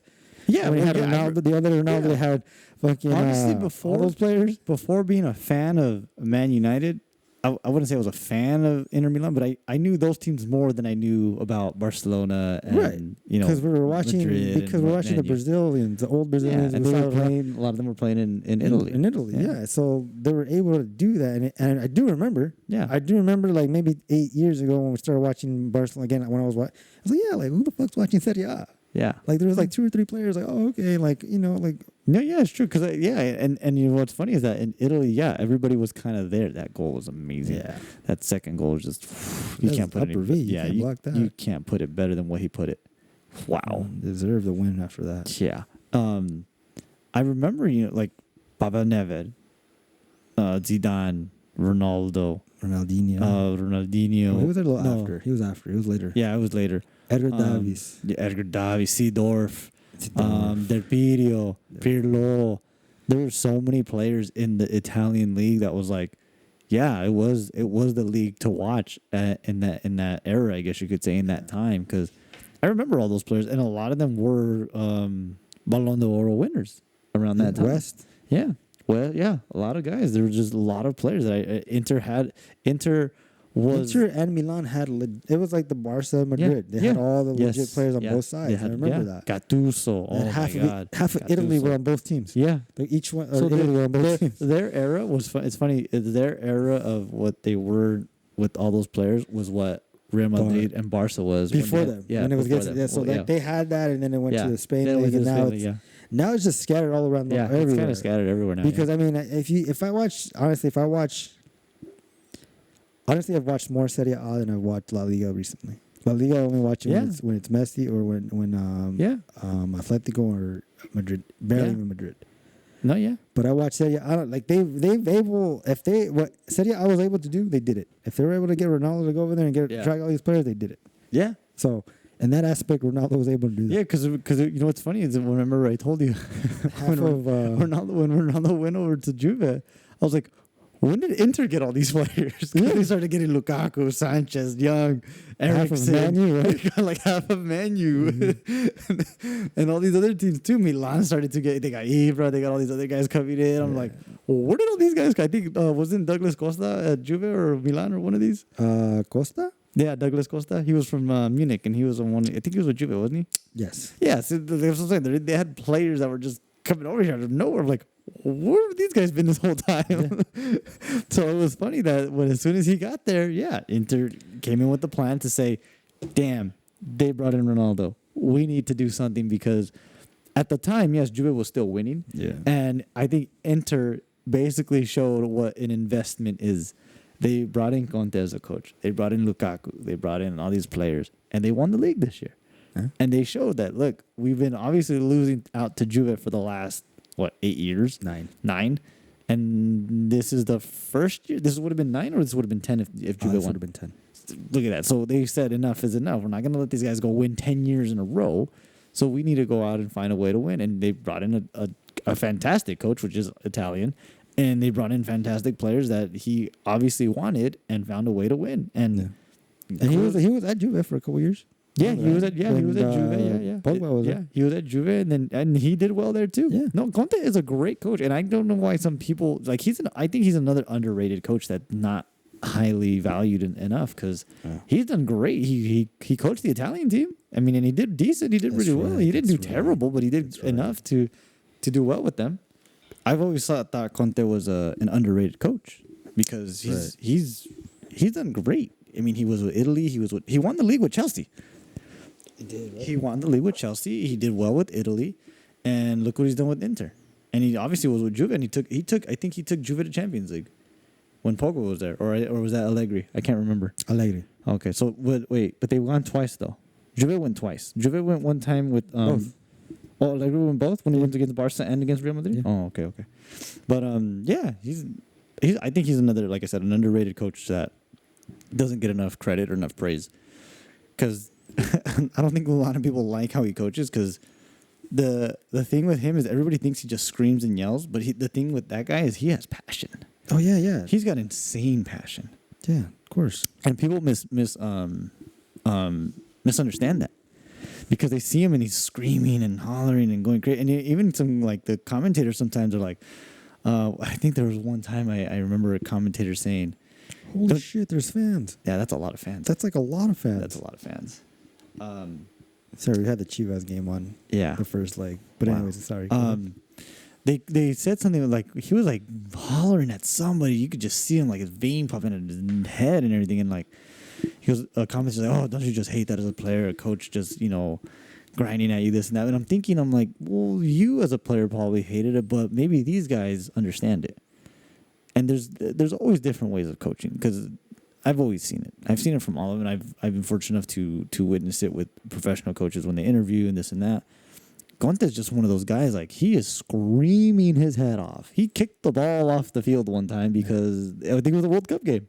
Somebody made a bad pass and he kicked the ball into the stands and he was chewing out the player. Yeah. But it's not that he's like angry. It's just from being in the coaching perspective and doing what I've been doing, I understand when he did that, I understood exactly what he was thinking. I understood exactly what he was feeling, and I understood exactly what he was trying to get his message across. Yeah. Is that we ran this in practice probably 1,000 times, and you made the same damn mistake in the game. Yeah. And that moment I saw it, I was like, he's not screaming to scream and put fear into this guy. He's upset because it's like you should not be doing the mistake you just made. Right. So it makes sense. And then when he celebrates, everybody gets mad how he celebrates because he freaking climbs the wall and goes celebrates with it's like the guy's passionate. Let him be. Like, I think he's one of very few coaches that are like that. Yeah, and I love it. Yeah, I like it too. I love it. Because at the same time, I think I wouldn't say it's the same commentator. There's another commentator that spoke about him like in a good way, saying like he's the type of coach will get in your face and like how everything you said that.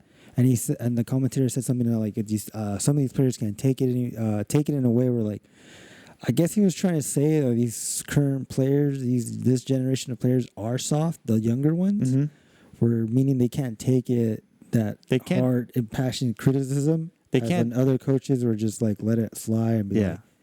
So what I'm trying to say is I think this coach Conte has a very, very rarity of the coaches are not like that anymore, per se. The young coaches are coming up and understanding, I guess, this generation of how these guys got to get treated. You know what I mean? And then the older players understand him because I'm sure most of those players have had coaches like that in the past, or even when they're in the youth academy. I'm sure it's similar to that. But there you go. This is probably, 5 minutes behind? I don't know. I can't tell. We'll find out right now. It's usually like 30 seconds or 20. We'll find out right now. But anyways, I guess what I'm trying to get at, I won't take too long on the Serie A. I think what Serie A, because I was about to bring up before I forget, they just brought in Mourinho back. Oh, yeah. So what I'm saying, I think Serie A is just trying to bring back that spark.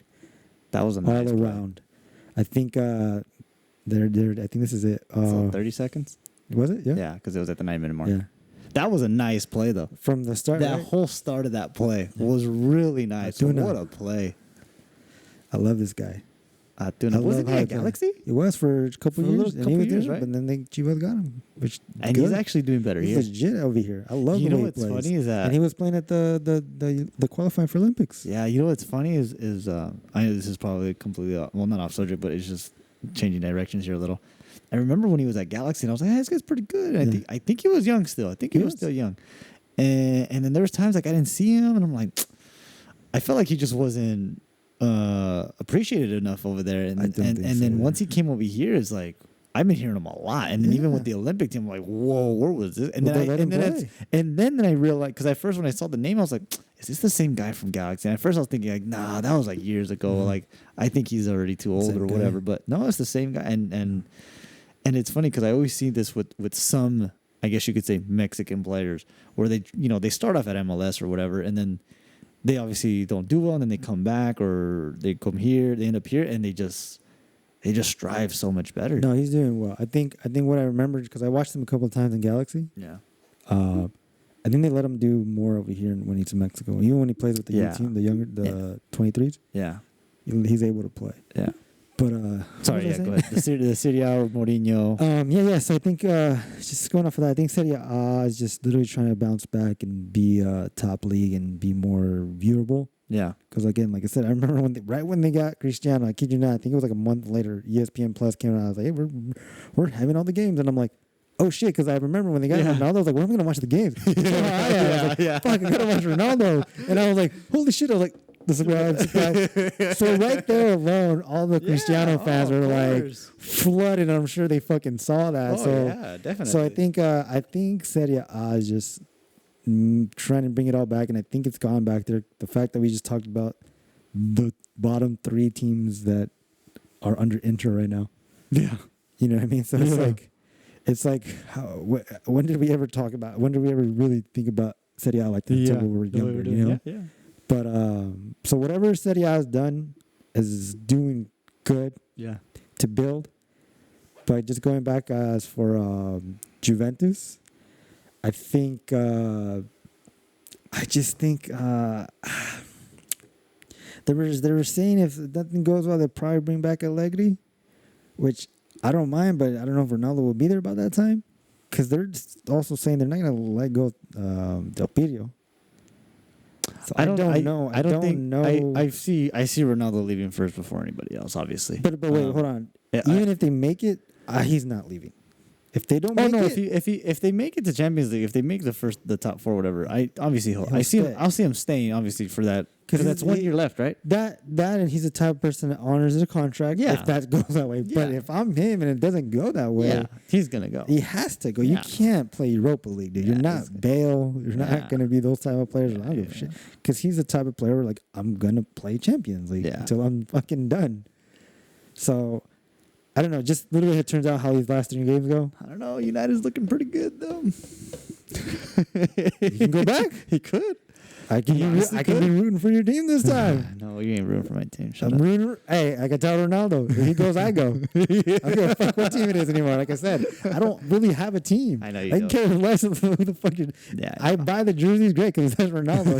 I fucking ESPN Plus it because of Ronaldo. If the team was ESPN Plus, I would fucking buy the jersey and be like, this is the team I'm going for because Ronaldo's on there.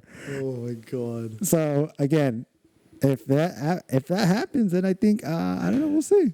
Yeah, I think honestly, the only way I can see it happen if it drastically ends for Juventus. You didn't check what games they have left, because they still have to play 3 league games from what I'm aware of, and they have the Coppa Italia, which is not this week. Which is against Atlanta. And they're playing well too, and I think they're secured.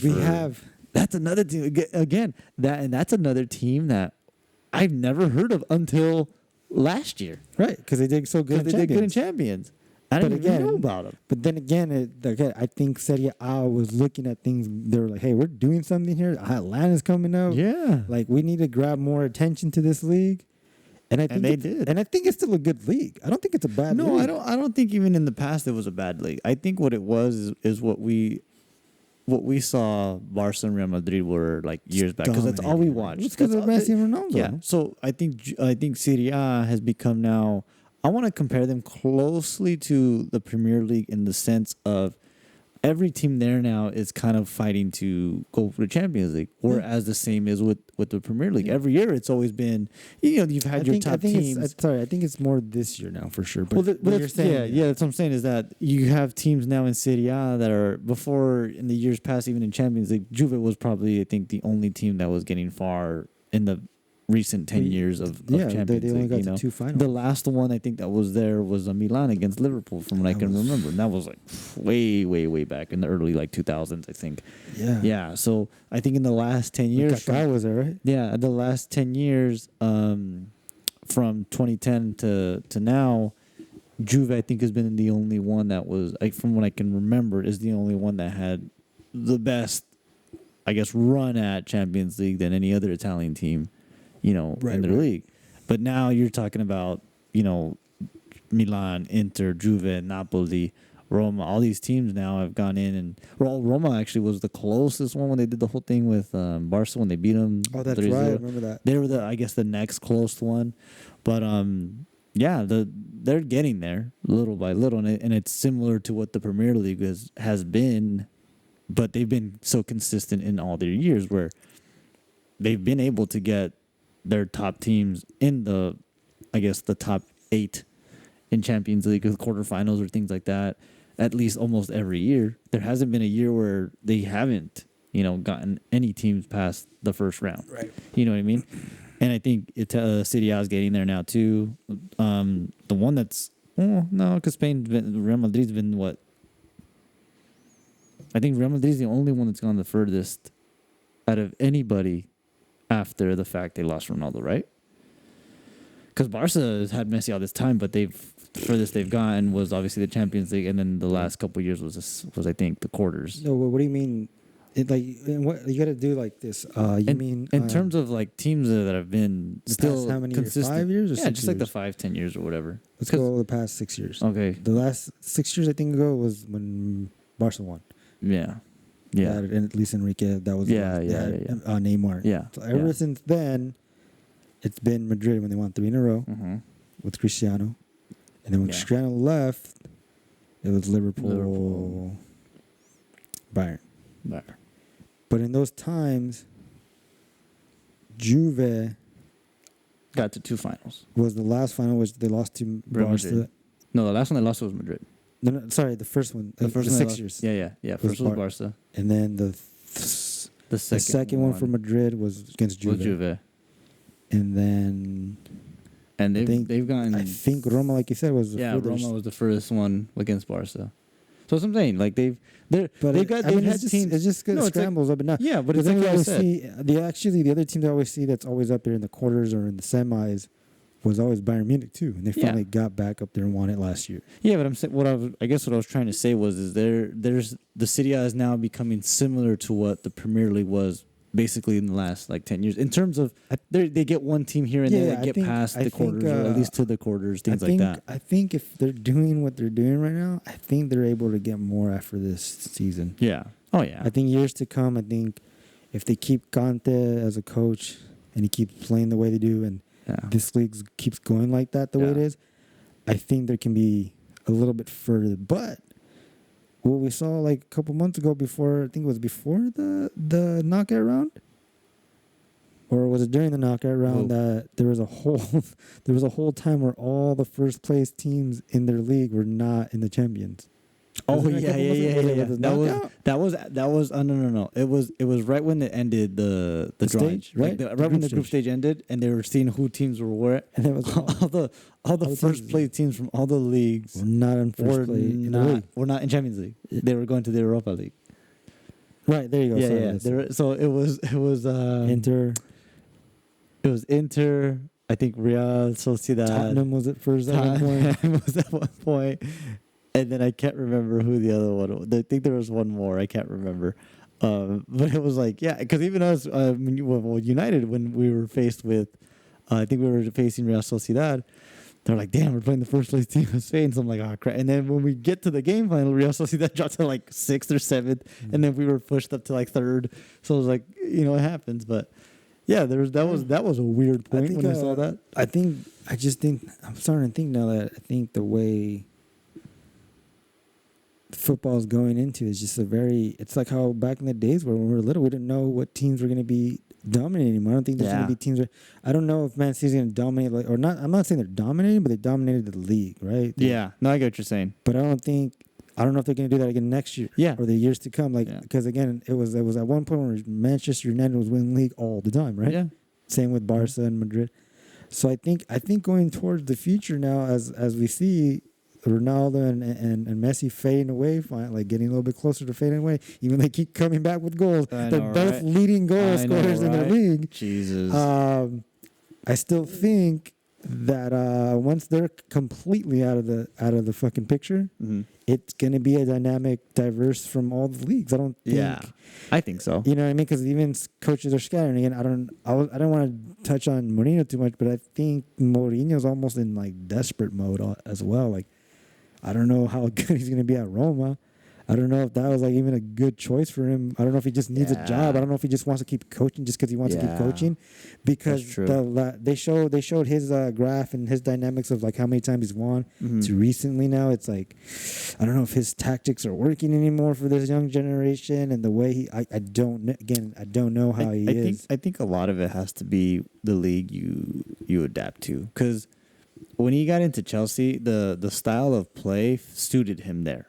It suited at that time, during that time. Right. And so it worked. And then eventually the game obviously evolves, and then the suit of what you play no longer, can withstand what you do. Guardiola, I guess you could say, is part of that prime example of it, because he did what he did at Barca, but that became the style for Spain. That's the Spain style now, right, to play the way that they play. Then he tried to implement it at Germany. And you see, Germany is not that type of style. Germany is a very counter-esque, country. They come at you with speed. They attack, and they defend, and then they just run up and down the field. That's just Germany style. So, not saying he wasn't successful there, but I don't think he was as successful as what he probably could have been if he were able to adapt to that style. And I don't think he was capable of adapting to that style, just because of the persona that he has and just the way he plays. Then he came over here to England, and he still brought his persona and his style, and it was there, in not early on, but eventually he now had to adapt to what they do there, and he's been able to really, make it his own, and it's shown. I mean, and surprisingly for him, I think if he stayed longer at Munich, I think he would have the same success that he's having here at City. Because he didn't stay long at Munich. I feel like he wasn't there long enough. 3 years? He was only like 2 or 3 years. And he's been at City, I think, like 5 already. 5 or 6. Maybe 5. Yeah. But 5 years, I think that's a good enough time to be able to build what you wanted to build, adapt to what you would. And then within those 5 years, he's already won the league. And he's won other trophies there. So he's been successful, obviously, early on there. And the same was at Munich. But I think to get to where to get that team to Champions League, it was going to take years. It wasn't going to take 1 or 2. And I think at Munich, it was going to have to be the same thing in order for him to get to where they needed to, because they just came off of Champions League when he got there. They already won Champions League. So you were given a team that was said, okay, here, they've been playing with this coach for 3-4 years and won Champions League the way they want it. We want you to come in, obviously go win again, but you got to do your thing.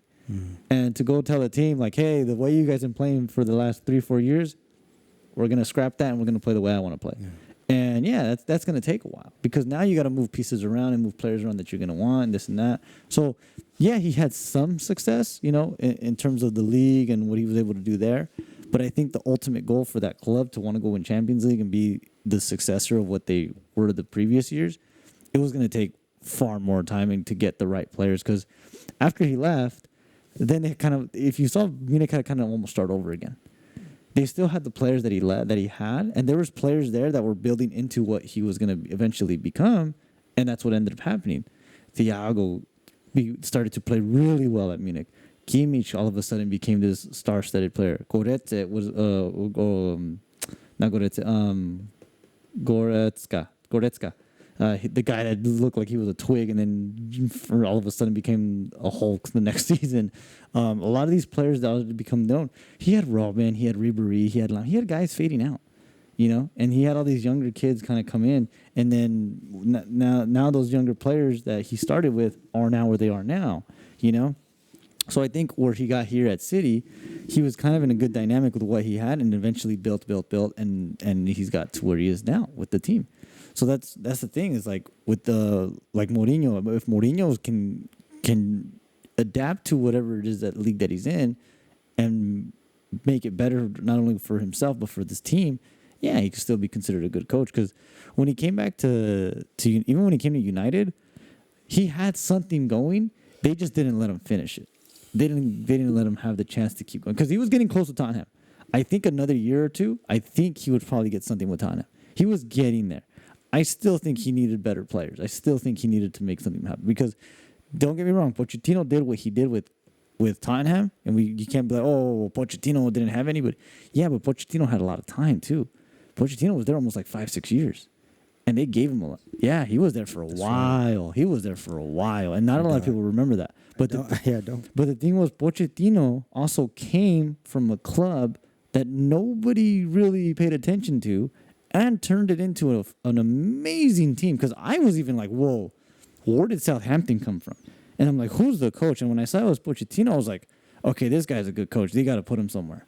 He's got to go somewhere. And then sure enough, they gave him Tottenham. And yeah, he was able to do what he did and get him to the final with literally half the team injured and still do something decent.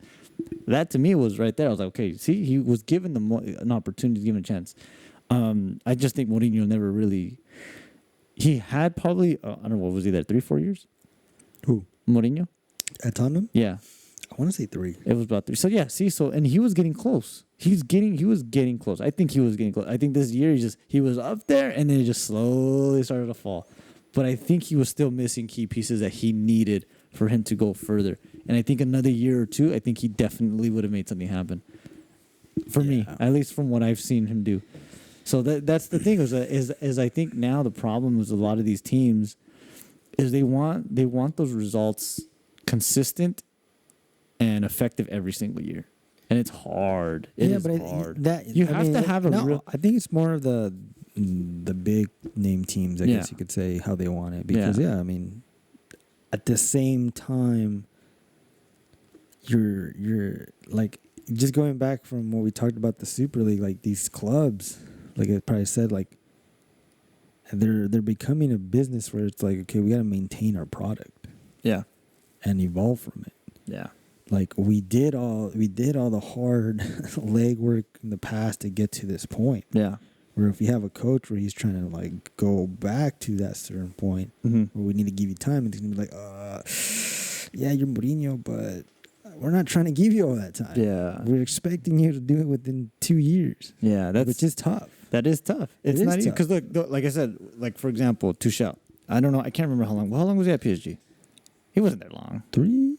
I think he was like that too, because that other coach, the coach that's at Villarreal right now, was that he was the PSG coach when they lost 6-1. Remember when Barcelona beat him 6-1? I want to say 3.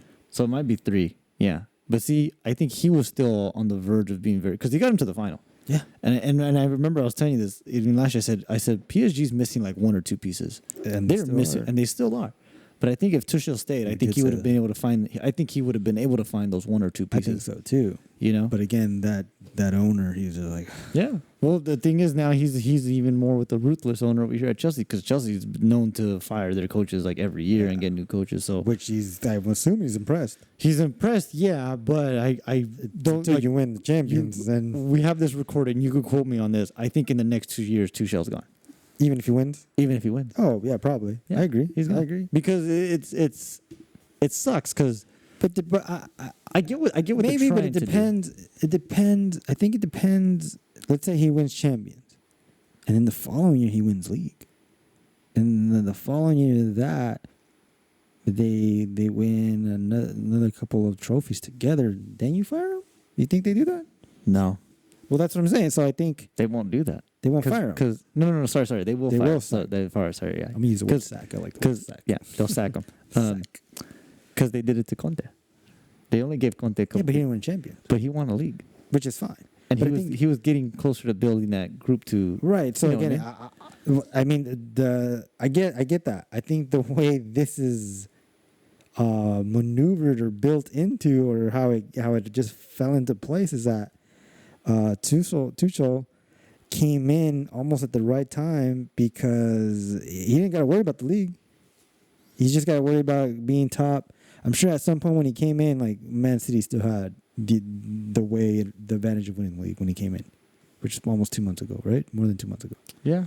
There's a point. There was a point where we were like, oh fuck, they're getting away with it. City was they're just taking it all. Like, yeah. So I think he came in and said, all right, just keep us in the top 4.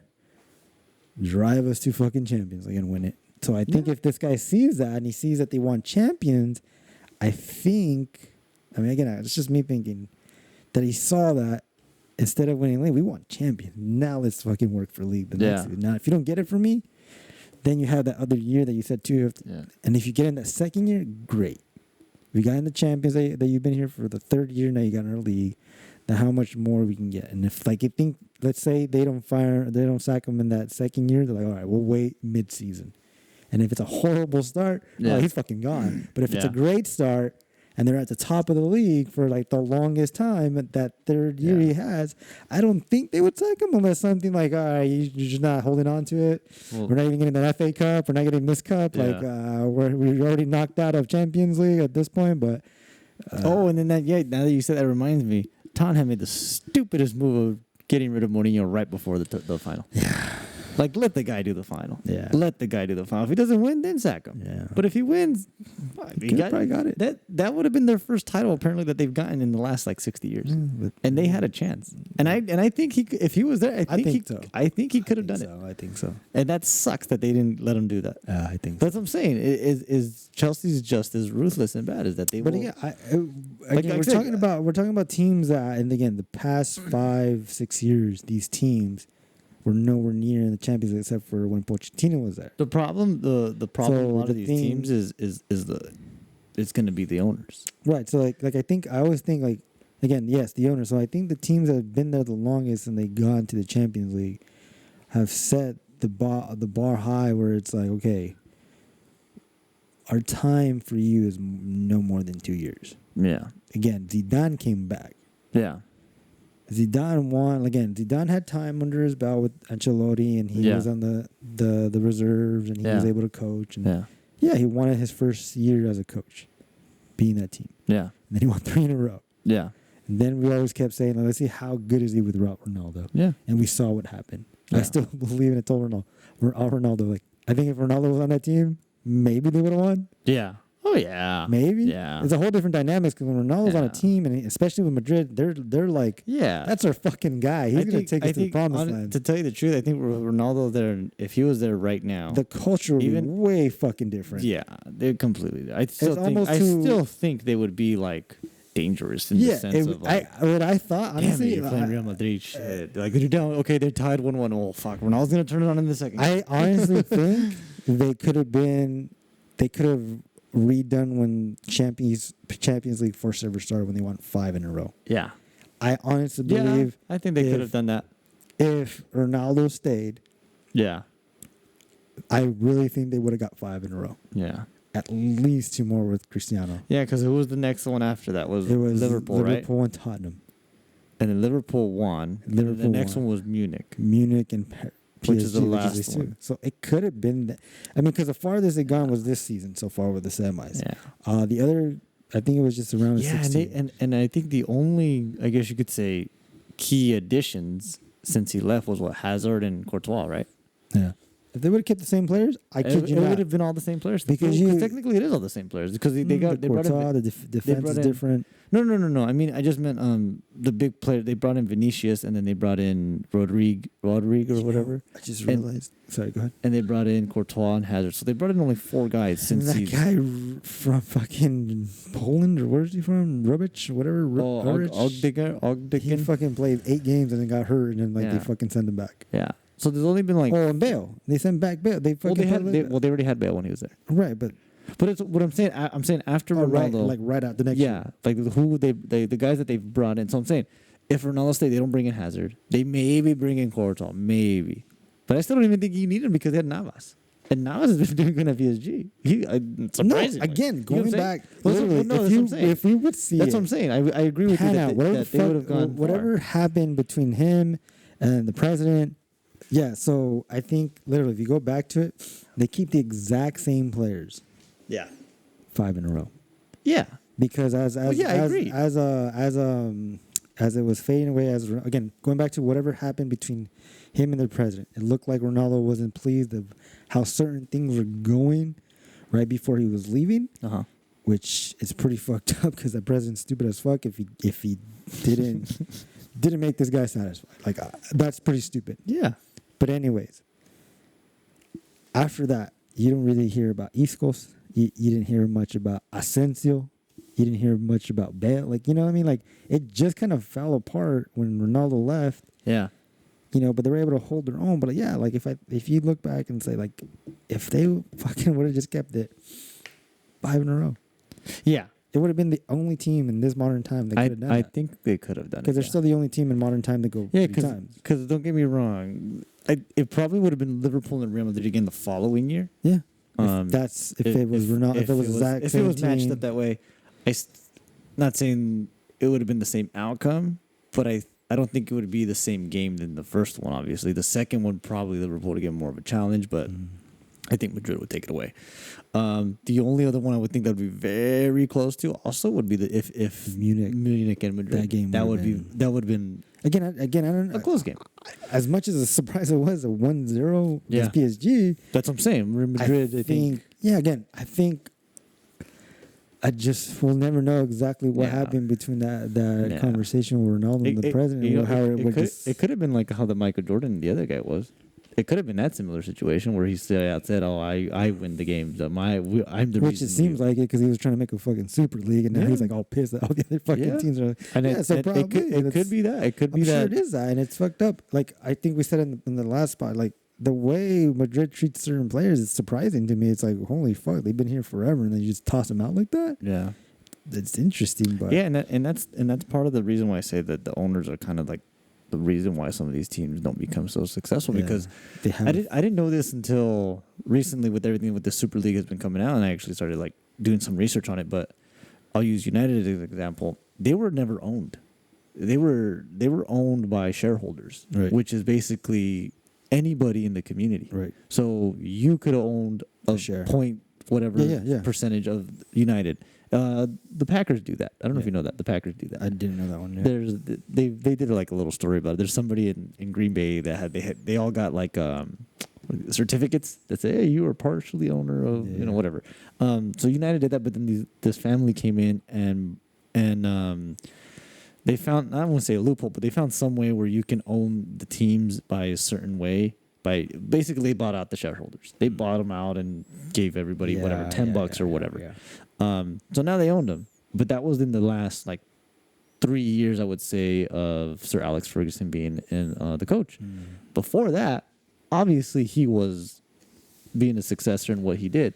But even in the last 3 years, when he came in, they even said that the only reason why they were able to do what they were still doing is because Sir Alex Ferguson told them, we're still doing it this way regardless if you're the owners. Yeah. And if you're going to own it, whatever, then I'm gone. So they let him finish out whatever he was finishing out. And he knew his time was coming to eventually retire and this and that. And sure enough, he did.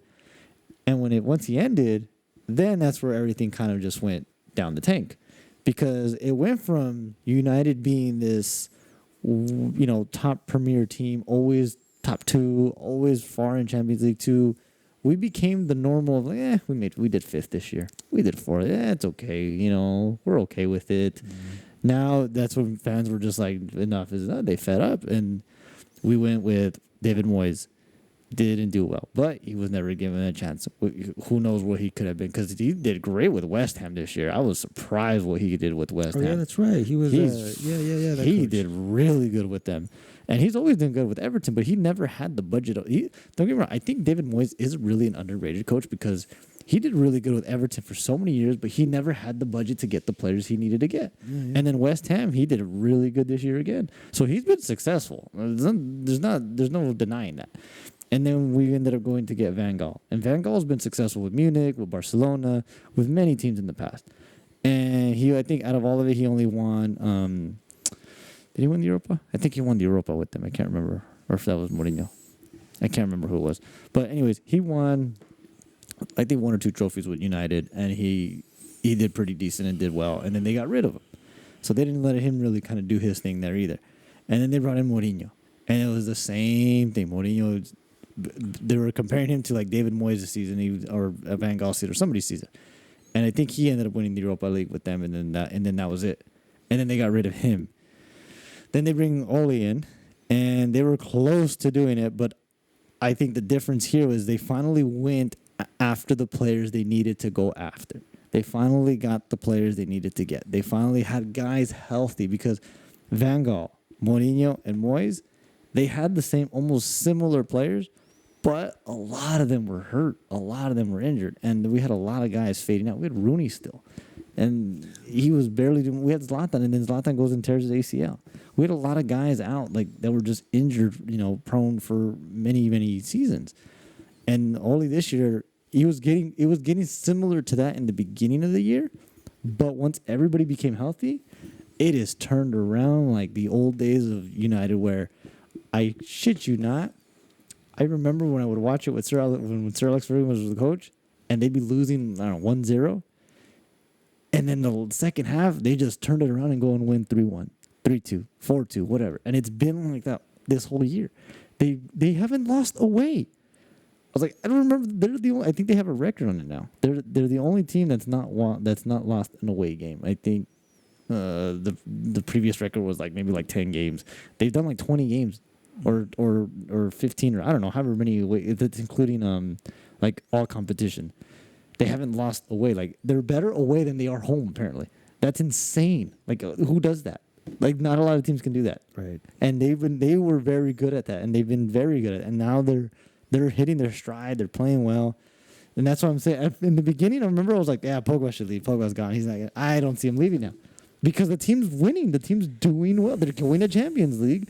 They're probably going to win Europa. And if they win Europa, and then whoever they're most likely going to face Chelsea or City in the Super Cup for UEFA, I'm pretty sure they're going to beat one of them, or they're going to give them a good run for their money, because they've been playing both of them in the league, obviously. And then they're going to go into Champions League now, and who knows where they're going to draw. But I'm pretty sure with everything that they got in the momentum of their hands, is they can finally probably go get players that they want to go and get. And thank you, PSG, for giving us Cavani, because everybody's like, oh, he's number 7, he's cursed. Nope. He scored more than 10 goals since the last person to wear it, which was Cristiano Ronaldo. Everybody after Cristiano Ronaldo has not scored more than 10 goals. Cavani scored more than 10 goals. What do you mean? He scored 2. He came in as a sub. No, I like Cavani. He's got an eye for the goal. I like Cavani. He has an eye for the goal. I've always liked Cavani. He's always been one of those. I've always liked Cavani, but this is the first time I've ever really got to watch him play. And oh my God, he is. No, I always thought he was. I think he was very underrated, and I don't think he was appreciated enough at PSG. I was gonna say, I think he wasn't appreciated enough there, and I think there it was past due as long as he was at PSG. I think there was a certain. I think there was a certain point where he should have been. Yeah, maybe 3 years ago. Yeah, he should have been somewhere else. When maybe around the first year after Mbappe was there, maybe he should have gone to a bigger name team where they're always definitely. He would, because I think he's a great, I think he's a great striker. I think you guys got a good one. Hopefully, you guys can re-sign him for the next season, unless Cristiano comes back. Then obviously you. Oh no! If Cristiano comes back, we're gonna keep Cavani. There's no need. They're gonna get rid of Martial, and they'll probably get rid of somebody else. Right. Martial's been hurt, but see, and that was the thing. When he's healthy, when Martial was healthy in the beginning of the season, he was doing great. He was scoring goals. He was assisting. But he's been hurt now. Speaking of that, I don't want to switch it too, but I think it's time Benzema takes over Martial's spot in France. Well, I heard, isn't Benzema banned from France? There's a whole dilemma something about that. It was years ago, but also now apparently. I don't think he's ever going to be allowed to play. No, it's not that. I think also is the current coach. They don't now. It's they don't say that anymore. Now it's just what they say is they don't get along. Deschamps. But from when but I remember when he first didn't go to the last Euros, it was because apparently he was banned because of something happened. Yeah, he did. Pitch. Yeah, he did something that wasn't. It was illegal. Legal, and I guess more frowned upon, if anything. In that sense. So, anyways, but obviously he's better. Obviously, Ben's doing better than him. Oh, Ben's has been doing better now. But if you're saying that, I think it's time for Martial to go to a different team. As much chances this guy hasn't gotten, he's got even chances on the pitch to try to score. Yeah, because the thing is now, I mean, Cavani, he is the age that he is, but if he wasn't doing what he's doing, then I'd get it. We wouldn't bring him back next year because we got him for free, basically. Hmm. He was like, no, and surprisingly, nobody wanted this guy. I don't know why nobody wanted this guy. No, I think like how we talked to one of those girls back then. I think it's a whole like secretive thing behind their backs where it's like, all right, we're just gonna, hey, you're my agent. Just go hit this team up real quick. Yeah. You know what I mean? Like how they said, Yeah. oh, nobody wants it. It's more like, go hit them up. Yeah. You know what I mean? And when they got him, I was like, did we need him? And at first, I'm like, he's a good veteran. He's like a Zlatan-esque, guy that's veteran. He's played the game and can really help these younger guys. But he's been great. But he's been great. He's come into his own, and the team has really gotten around him. And yeah, he exceeded my expectations for your guys' team for sure. Dude, the goal he had today, oh my God, it's a typical thing that I teach all my players, and it's like if I could play this video on repeat to a lot of my forwards that I have. My God, the way this guy moves and just how he gets away from guys and how he finds the goal, it's insane. It is insane. I haven't seen a player like that since, like, just in terms of being off the ball, for like a long time. Because he's not a guy that's going to dribble. He's not a guy that's going to, run and do fakes and step overs and this and that. He's a guy that makes runs and gets into the areas where he needs to be. And if you put him the ball there, he's going to score. He's going to score. And he's just very, very effective that way. And that's what I've noticed with him. And that's what I said, like, if I could put this video on repeat with that play, I'm like, it's nothing difficult. Like, I would say there's a minimal requirement of talent that what he did in terms of what he did. Like, he just made a run and headed the ball. But the way he made it, it's like nice. I saw it. It was beautiful. I'm just like, the guy could do that all day. That's the thing. What was our point? What were we talking about? I don't know. I lost track. But I'm sorry. I was just admiring. talking about players and admiring Giovanni. Oh no, I got it now. We were talking about. I just literally lost my train of thought. No, I was like, what were we talking about? But that's how our conversations That's go. always is. That's how our conversations go.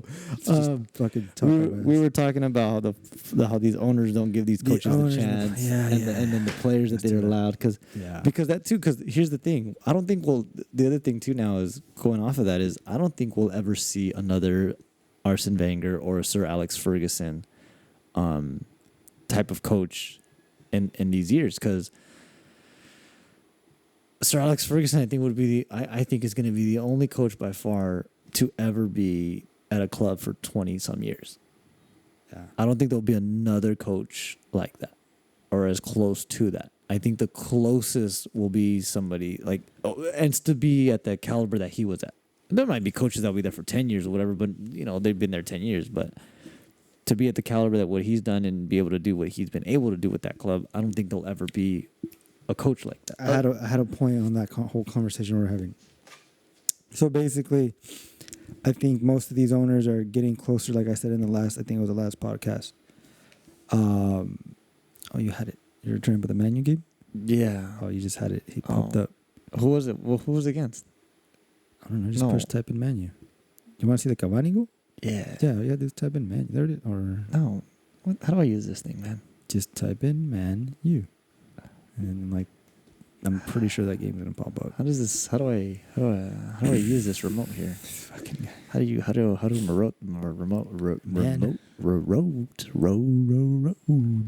roads. Man U. Space. Oh, there you go. Yeah. Sorry, go ahead. No, so again, I think most of these owners are going towards that.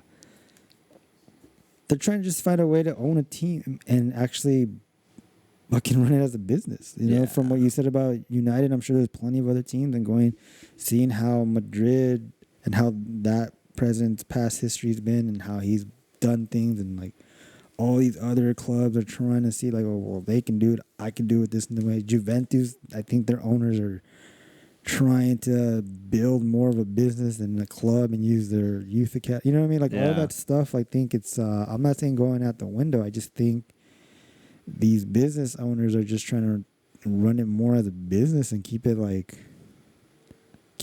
up there, never go down anymore. Never go like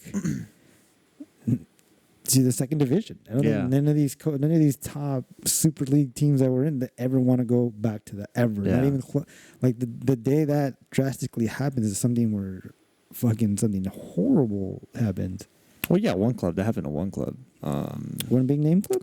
Portsmouth. Well, I mean, Well, recently. back in the recently, no, no. I'm talking. Well, this is what I'm talking about. Oh, recently, no. No, I'm talking about recently in the past 10 years, at least within the 10 years of like all these big name clubs, like they are getting to a place where like, holy shit, we're making money, we're building, we're renovating our fucking Yeah. stadiums, we're getting bigger. Yeah. So what is that we can do more? We want to keep that. Well, yeah, that's what I'm saying. That's why there's a lot of owners now. Right. Because so they like, for example, there's been teams that like Leeds United we'll use as an example.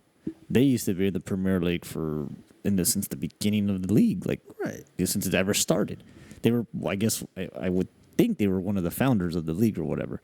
And then they were in there in the early 90s, and then all of a sudden they were relegated and never to be seen again until this last 2 years. 10, 15 years? Yeah, so maybe more. And I think those kind of clubs don't obviously want that. So that's why these owners come in and put in investments into those clubs, and they put the money in and this, and they go get the players, get the coaches, do the facilities, all this and that. And I think Leeds United is probably one of those prime examples right now where they're finally back in the Premier League, and I don't think they're going to be leaving anytime soon. No, it was like same as the Leicester. Leicester. Right? It's Leicester. Or Leicester. I don't know. Leicester. I don't know. They're like that too. But their owner passed away. And I think it's somebody else. Well, I mean, now. again, they built. But yeah, they went and did that from same route. Yeah. You know, They the wouldn't have did only that thing same that's thing. different that I see is someone trying to exceed that, where I don't think it's working that well. Yeah. As a PSG owner, because this guy put in billions in the last 5 8 years. They showed that. Did you see? Insane. To all that That's money, insane. like to not win one yet. So again, I still think like even Neville said, it's the tradition how you build the club and you build your players within your youth academies and your own system. But it's also hard to go against like a business owner and be like, all right, well, I mean, you fucking own it. You can do what you can. But Yeah, I think there's very few clubs that are rare that can bring in youth players so well and do so well with the first teams. yeah. There's a very rare amount of clubs that do that. I think the best example is Ajax. Ajax and Dortmund. Yeah, I think those two are the prime example. And United is like that, but not as you could say. They don't. They get like 2 or 3 guys, but they'll rotate them in. Where Ajax starts their players and Dortmund starts their players. Right. Like Pulisic, Reina, Götze, Royce. Those are players. They got those guys from very little, and ended up becoming starters. Ajax, same thing. De Ligt became a captain at 19. Like they get players like that, and they like I said, they found a system where they're okay with building these young players and then sending them off. They're okay with it because it might not be consistent every year for them to be in Champions League, but they're gonna be back. So like right now, this year they were in Europa League because they got younger guys or they don't have those key guys. But I don't doubt it in the next year or two they're gonna be back in Champions League and probably doing the same thing they always do, is always having these great players and challenging these top teams, and then they're going to pick off 2 or 3 guys to go to Juve, Real Madrid, or wherever, Right. So that was a nice goal, by the way, from the Aston Villa guy. Traore. One of the 75 Traores in the league. But, yeah, I mean, hopefully these owners can realize you still need your players. Oh, You still need players Yeah. to have a club and have a business. Cause Well, yeah, and that's kind of a lot of the protests that happened with the Super League is a lot of these players were like, they came out and said, we don't want to play 100-some games in the span of 10 months. Right. You're asking on top of to play 100, just 100 games with our club, and then to go play, I don't know, 10, 12 games with our national team. Like they're telling me, like they're ragging us down, and we can't. They can't do it. Their bodies are not meant for that. That's the reason why a lot of these guys have to rest and, I don't know, man. With modern science and technology these days, live to be 290, 295. At my level of income.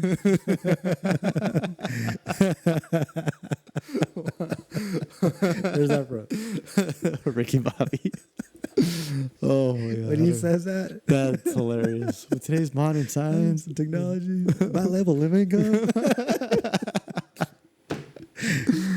Oh, Live to be 230, 235. oh my God. He really said that. That was hilarious. But yeah, man. But We'll see. I mean, it'll be interesting to see now going forward with some of these, like Ronaldo situation, Messi situation. Because their owner still wants to do the Super League. Barca's? Yeah, Barcelona And still wants Juventus. and Juventus and Real Madrid. So And those are the Real. only three that still want to do it. There was another one. No, right now everyone else dropped out. It was just those three? Yeah, it's just those three that are left. Everybody else dropped out. Well, you gotta think about it. Like you said, the one was Real who lost Cristiano. All that money they put into the fucking stadium, Yeah. and the players that they got, they haven't done shit for them. Yeah. Bale and Hazard. Yeah. And then you got Messi, who fucking took all the money in the world away from Barca. And now the same thing with Juve, because Cristiano took all the money that Juve gave him. So it's like, well, fuck, we got to find money somehow. Is it going to be just them three playing each other? I know, right? Jeez. So it's like, because honestly, in reality, if he would have stayed, it would have been just them two in the Super. Yeah. Yeah. But, Yeah. but We'll see. what else? What else we got? How much are we in time? Almost 2 hours. What we got? We covered a lot. We covered almost all the leagues, actually. Want to go over your playoff run? Oh, my high school season? What's going on? Yeah, it's going Going? great. I mean, What do we got going? it's not what I expected, but it's better than what it could be. Well, let me. I mean, we could get into this for like another hour, honestly, which I'm not trying to. But let me just maneuver. because there's a lot of things I actually want to like. Well, let me indulge or right, let which we out. can, but we can add it on to the next. But I want to. Yeah. I kind of want to end it in this part. Yeah. How do you look back this season from knowing or not knowing it was going to happen? First off, like, how do you look back at this season? It was a decent season. It was a good season. You're satisfied. I mean, I don't think you're satisfied, but I think it's like, did it go well the way you thought? No. The way you have club and high school simultaneously. Just looking back at the season alone, just the season. How do you feel today about it? Like looking back, like, oh shit, that was a rough one. Or was it? I think I said this to a couple kids. I'm like, we should not have a season. Really? Yeah, we should. I didn't know that. Because nothing against the other schools or anything. My priority, or nothing against other kids as well. It's just my vision and priority, or I don't even know how to put this, but is I always want these kids to. I want to set them up to succeed. I don't want to set them up for failure. Right. So I'm not saying that I've set them up for failure. I feel like having this season and the club season simultaneously, literally at the same time, was just a cause for disaster. Because it's not that I understand now why they don't play both. They don't get to. Even when it was a regular season, they're not allowed to play club and high school at the same time. It's not that.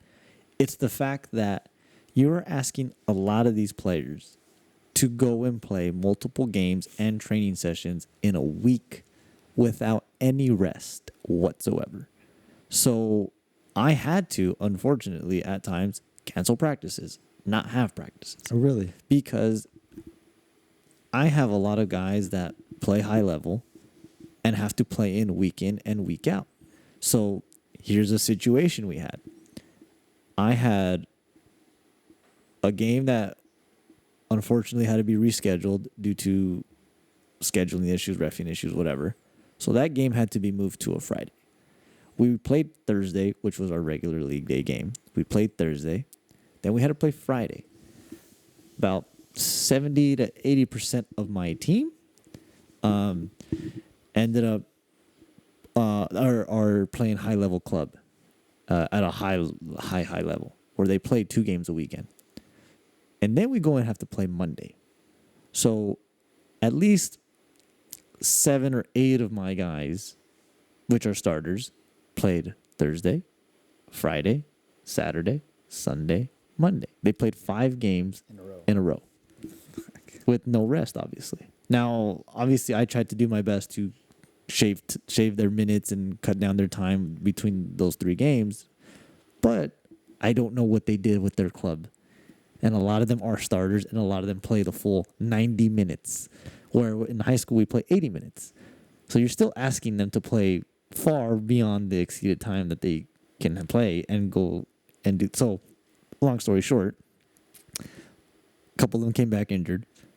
A couple of them come and tell me that half their team is injured because of the half of them are playing for their high school. So they showed up with 10 players and played their games that way, or played with 11 and they used their backup goalie as a field player. So a lot of these club coaches are furious with a lot of their older teams because they're off going to play in high school. Now I get it. The kids want to play high school. They want to play high school. That's one thing I'm not going to deny them. Even if I was a club coach, it's like, you want to go play. But if you're going to go play, you better be on a legit team. Now, and I'm going to let you make that decision. If you go and you know your team is sorry and not good, I'm going to let you make that decision to go either play or, better yet, challenge yourself. Right. Don't play your position. Play something you're uncomfortable with. Because if you know your team's going to be crappy and you're just going to lose the whole season, go play something new that you had never played and learn something different. Because now not only are you just going to be good at already as an individual, but you're going to get better at something that you've never done before. And now you're going to understand whatever it is that position or role is. And maybe you'll have a better understanding and better respect for whoever plays that for our team, or better understanding and respect for our team in general of what we're trying to do. So that's what I've told a lot of when I've had high school players in club. That's what I've told a lot of them. And some done it, some didn't. It is what it is. But as far as the season, it like I said, it wasn't my expectation. But it is a successful one, and to be able to do what we've been capable of doing with the situation we've been in is, of course it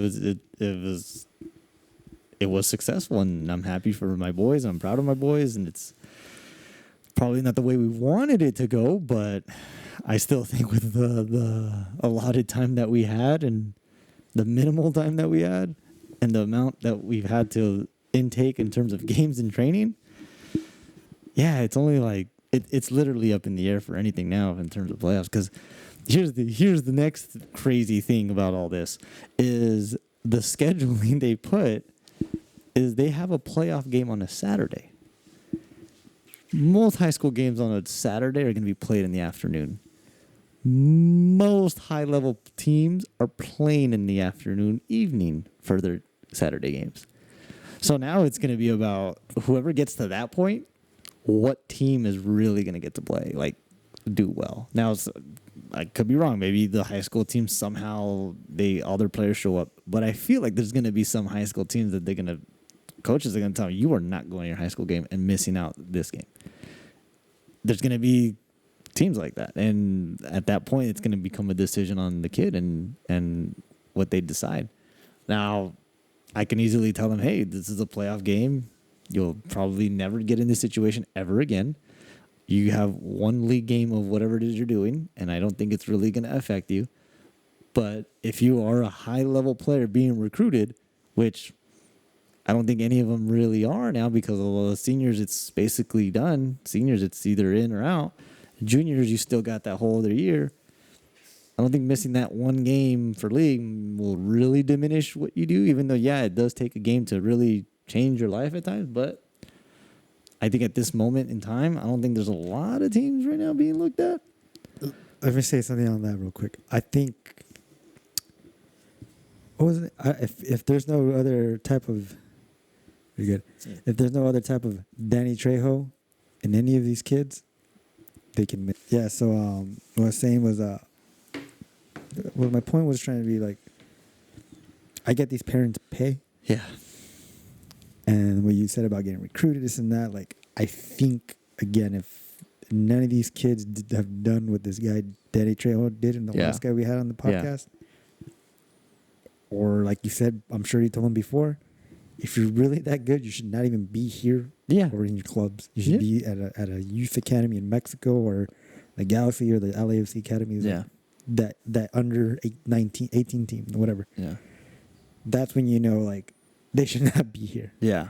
So what I think it is, it's more like, either I tell my mom and dad I'm not going to play today because I want to go play high school. Yeah. I know you paid for this, but I don't want to go play because it's just Yeah. it's a matter of them convincing the parents, like, oh, okay, you want to go. Yeah. And then just these kids putting in their mind, like, yeah, we're the only school that has not really bring up banner of league or CIF that you can possibly do that. You can possibly say all these players that are playing club, say, you know what, fuck club for this month. Yeah. And we're going to win league for it within the 4 weeks. Yeah. And finally say, look, I was able to do something in league and it's going to actually be there forever. Yeah. As opposed to like, oh, I played these league games that I did good or I didn't play as much, but I got to go play because I had to pay. Yeah. And we don't know what the fuck happened. Like Exactly. no one. I mean, I'm not saying these kids are being looked at every weekend. No, I don't know that for a fact. I'm sure whatever it is, if they're getting recorded that game, good for that club that does that. Yeah. But as much as we've always been torn, I have between high school and club, and looking back at it now of how Ronaldo went through it all, it still goes back to what I think. I look back so long ago when Ronaldo was scoring a shitload of goals at the age of 6, 7, 8, 9 at those clubs where like, hey, we need to go take this kid to a fucking overseas and put him in one of these clubs to develop him. Yeah. Because his knowledge and the way he plays is so advanced at that age that our system doesn't get him to that because of what we said off of the podcast that in these clubs, each coach is a lot different. Yeah. The system's not going to be same. Yeah. So I don't want to get too far in that. All I'm saying is going into your season, it sounds like a disaster. If most of these kids felt that way, it is what it is. But I think, hopefully, I was going to go to how you feel about the playoffs. I just hope most of the seniors and most of the junior seniors on your team or most of the players on your team that are playing club should look at themselves and be like, you know what? If I have an opportunity to actually think about like, hey, yeah, what you said, maybe these other teams are not going to bring all their players.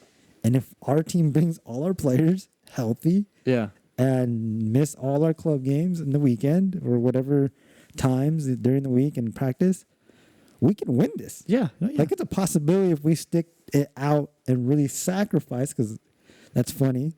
Because everything comes with sacrificing if you want to get something. So if I sacrifice my time to play with my club because it just started so late because of the pandemic and this shit's, but I know I'm on that team because I'm paying for it. Yeah. As opposed to like, holy shit, I possibly have one game left here. Yeah. Or I can make it 5 games. Is it 5 or 6 if you guys make it all the way? 6, huh? I think it's 5. Are you sure? Wild card, first round, second round, quarterfinals, semis, finals, 5. So 5. 5. And say, like, in those 5 games, I could do something, and then towards the end and win it. Would it be something way more, I think, if I'm them in this age, it's like, I did something for the first time ever at this school. Yeah. As opposed to, like, oh, all right, well, we tried. Yeah. Yeah. So, I don't know. No, yeah, no. Hopefully.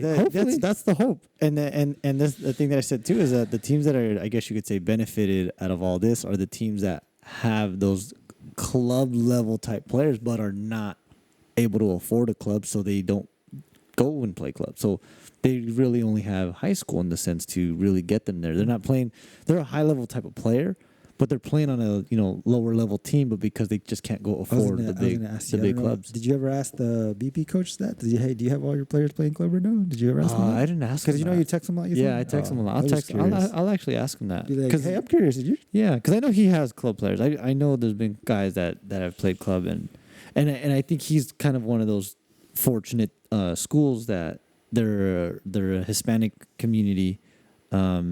And a lot of those kids, there's very few of them that can go afford to play at a big club. And but they're really good. They're really good. And then there are those that are really good, but they just can't afford the big club. But they're still playing in some type of that environment where they're just still getting that consistent gaming. So I said, like, there's some schools that are benefiting off of it still, where there's like the private schools that yes, they're private schools, they have the high level players, so they kind of have to, they're kind of in that dilemma of like, well, I'm paying for school and I'm paying for clubs, so I got to pick one of these. And I think majority of the private schools are going to benefit because they pay for that. Yeah. And then, so there's, like I said, for our league, for our division, yeah, it looks like it's kind of up in the air because we were placed in wild card, obviously.